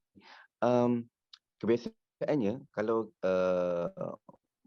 buat satu filem scoring, kebiasaan mereka dah selected ataupun mereka dah mengenali songwriter ataupun somebody ataupun mereka kita kena cari mereka ataupun pengarah untuk kita dapatkan tempat ataupun mengisi kekosongan untuk menjadi scoring muzik ataupun songwriter ataupun OST dalam sebuah filem. Ya, sorry tadi you breaking up so you tanya macam mana korang cari project kan? Ya. Oh, okay. So now people will come to us lah. Tapi masa korang start, we really have to go find. I started first. Then Law joined me. So people already. I already know. Okay, I'm not super not super big now. So we are not big. But in the beginning, I'm quite a small potato. So but I know where to find them. But before that, way before that, when I first started, way before when I first did film, I grow with student films. I go with student films and I try to do student films. Tapi the first few one, okay lah, saya boleh bantu and see. And the time I already 30 years old. Yeah, the first time I did 29, 30 years old. But I spot lah. I know this one, he will go to film festival. So I will try to approach him. And then because also my profile, I think you guys also like working musicians, you guys have some demo. You are not like fresh grad. So it's quite easy to approach them. And then just approach them and then do their BMW. In Malaysia, I think BMW film is one stepping stone. I don't know where you guys are. Or maybe you are just started, or you guys already did some small film, you want to get bigger film. I think if you are from nothing to zero, I think BMW is one stepping stone. If not, if you are looking for, let's say you have been doing like a TV series and looking for bigger director, I think preparing your demo is important. Preparing your demo and Mr. Ken, biasanya demo kita buat mungkin demo tu kita sediakan ada 2, 3, 4 sounds ataupun kita prepare satu saja. Because before that I buat untuk RTM program program di TV lah. So bunyi lebih kurang 2 minit lebih atau 30 second untuk broadcasting. Tapi kita standby demo lebih kurang ada 4-5 satu akan dipilih. Jadi adakah untuk muzik untuk filem akan diselected seperti itu? Maksudnya kita sediakan lebih daripada satu demo. Ya, mereka mungkin akan pilih lebih satu demo. Tapi how long did you do a demo? Berapa panjang? Okay. Untuk saya tak pernah buat untuk yang filem lagi. Tapi untuk program-program TV lebih kurang untuk yang kebiasaannya untuk montaj below 1 minute lah. Yes, good.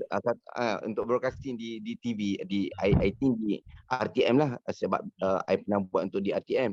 So ada satu lagu untuk program ataupun OST program TV lebih kurang diminta 2 minit saja. 2 minit lebih 2 minit 5 saat lah lebih kurang. I think demo make it short and then direct lah. Kalau you boleh tahu apa mereka yang buat, you know they are trying to make a horror film or whatever, okay, then you can write something for that. That will be, don't send a general demo. Usually when I put my demo, when I was just came back, I would put the demo that for that project on the first 2 track.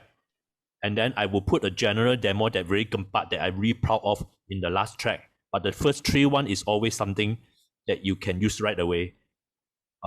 Okay. So it works quite well lah. When I was in the States, when I was in the States, I sent out demo every day like that. And other macam yellow pages, they will write out what kind of film they are making. They didn't even say what kind of music they want. They just say what kind of film they're making. I'm looking for composer. These are the tokens. Then I just do maybe 30 seconds, 45 seconds. And then most important, not the music, the writing, the description, words. I think that one is very crucial because you want him to feel what you are trying to present. Because you tak pernah tengok film dia pun tak expect you write something for his film, tapi you try to come up some keywords that go with their project. I think this is quite sincere lah and quite faithful. And then if they think, ini kena dengan ini perkataan, okay, then I think possible, very possible. You just have to keep trying this one. Yeah, your best try you can put it at the last one, and try to write more emosi punya benda. Alright. Yeah, a contrasting style tapi emotion. Yeah. Thank you, Mr. Ken. Yeah. But if you have written for drama series, right? No, program TV. Program TV ada komentari, ya. Oh, macam mana? The commentary. 30 episode. Okay. 30 episode, ya.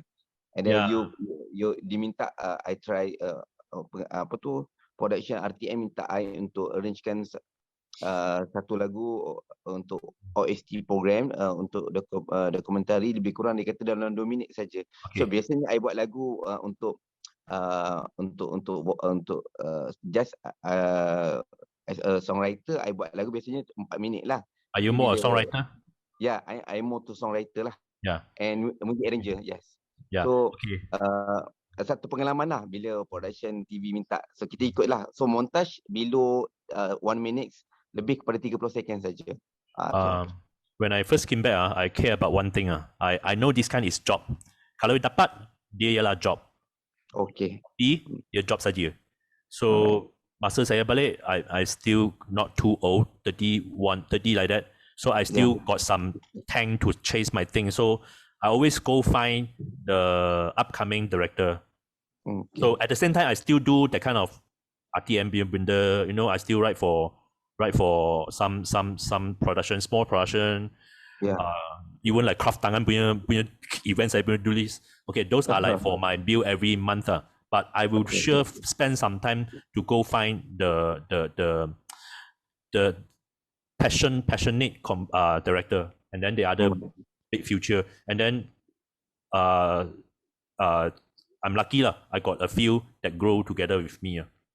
Okay. So they were nobody. So they got some award, and then they grew bigger. Saya pun ikut dia. Alright. Nanti dia besar lagi, saya pun ikut dia. Okay. So this is your investment. I think this one is investment as a composer. But you have to make sure you get enough job so that you boleh invest in benda. Right. Yeah. So end of the day, this director, the biggest film dia tak cari saya, tapi along the way I found other opportunity lah. Tapi saya tahu saya hanya buat job-job macam commercial, RTM, Istana Budaya. I won't come to this path. I won't come to this path. I won't meet this kind of valued clients that can bring me to somewhere else. Like this is something I hope to share. Okay. Thank you, Mr. Ken. Apa lagi? I have something interesting that actually not really not something new, but it has been an idea around the industry that I'm sure you guys have heard. Union. Yeah. Right. There's some kind of union. Like for example, if you guys are in business, comes together, form a community, and then they refer opportunities here and there, among themselves, and then they grow. In fact, this has always been the thing that grow the industry. Like you see in the Europe, in America, they always have this musicians union, composers union, all this union thing. Of course, they have their own issue lah. But in Malaysia, we don't have this kind of thing. So like for just now for Safwan, your case, or what, sometimes you want to look for opportunity, you want to look for some kind of connection, but you don't really have a direction. You don't know where are these people, you don't even know where to start. If let's say you are in America, you can go to, oh, okay, what union, musicians union or composers union, that there is this kind of thing, and then you will try to connect to them. But in Malaysia, there is no such thing. So we are always on our own. Like when we have this thing, it's on our own. Nobody knows what we are doing. We also don't know what other peoples are doing. That's why the community or the industry in Malaysia remains very, very small. And the worst thing is that it's even shrinking now due to a lot of issues. So we were having this idea of wanting to do it lah. But of course, there are also other consideration. I'm not too sure how to go about starting this kind of union or what, so that we could grow the community, at least among ourselves, among the composers, among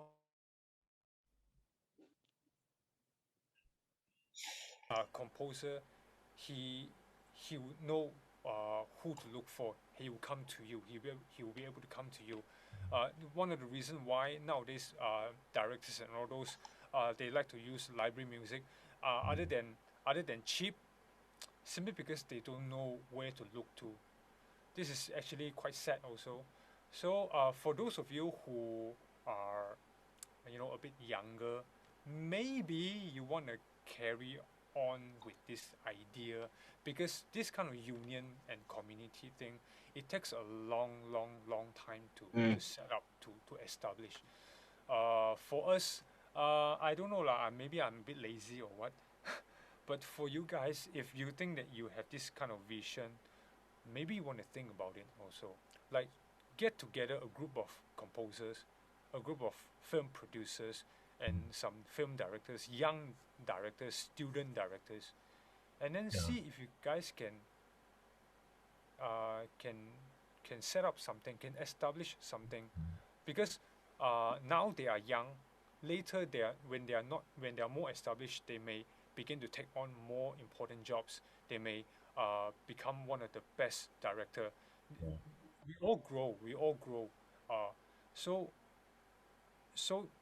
when you grow, when you have more resources, when you begin to expose to more connection, then you may want to bring this connection back to that community, and that's how you spread the connection around, the opportunities around, and then you grow the whole community.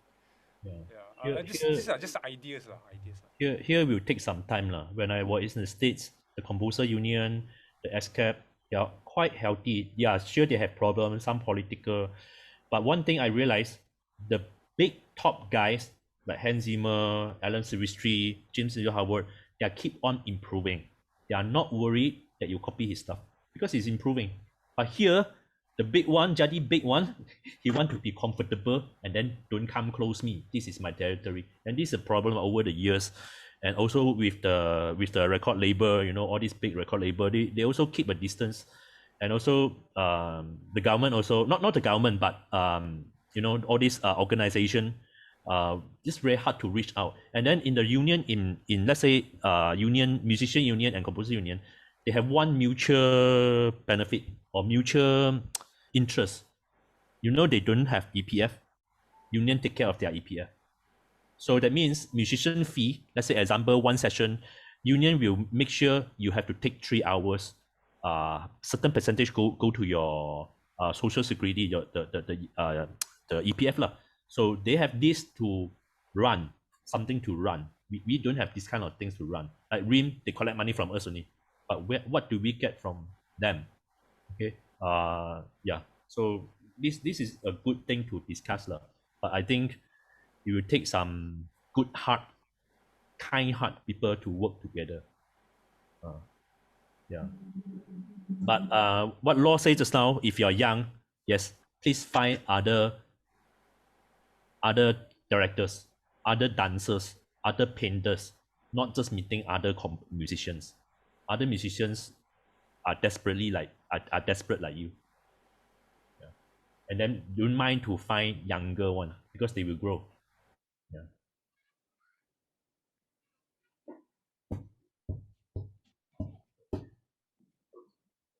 Ada persoalan? Ada tambah soalan lagi?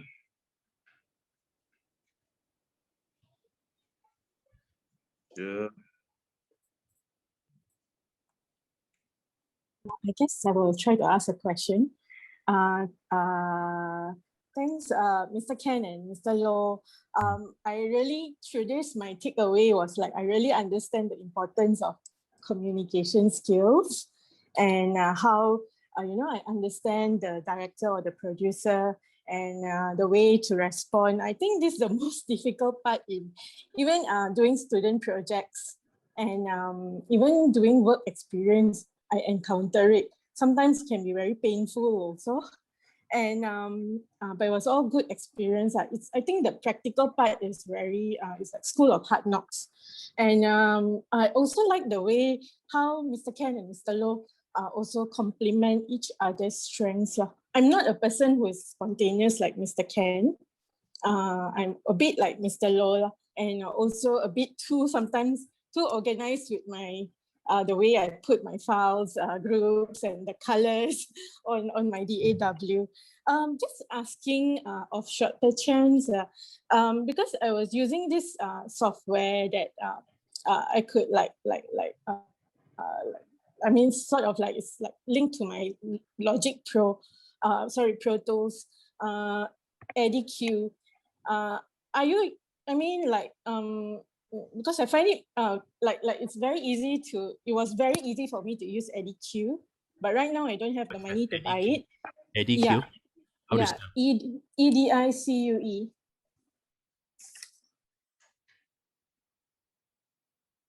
Oh yeah, I know QADR. Oh, they changed name already. Last time they called. Yeah. Yeah, last time I used this old thing QADR.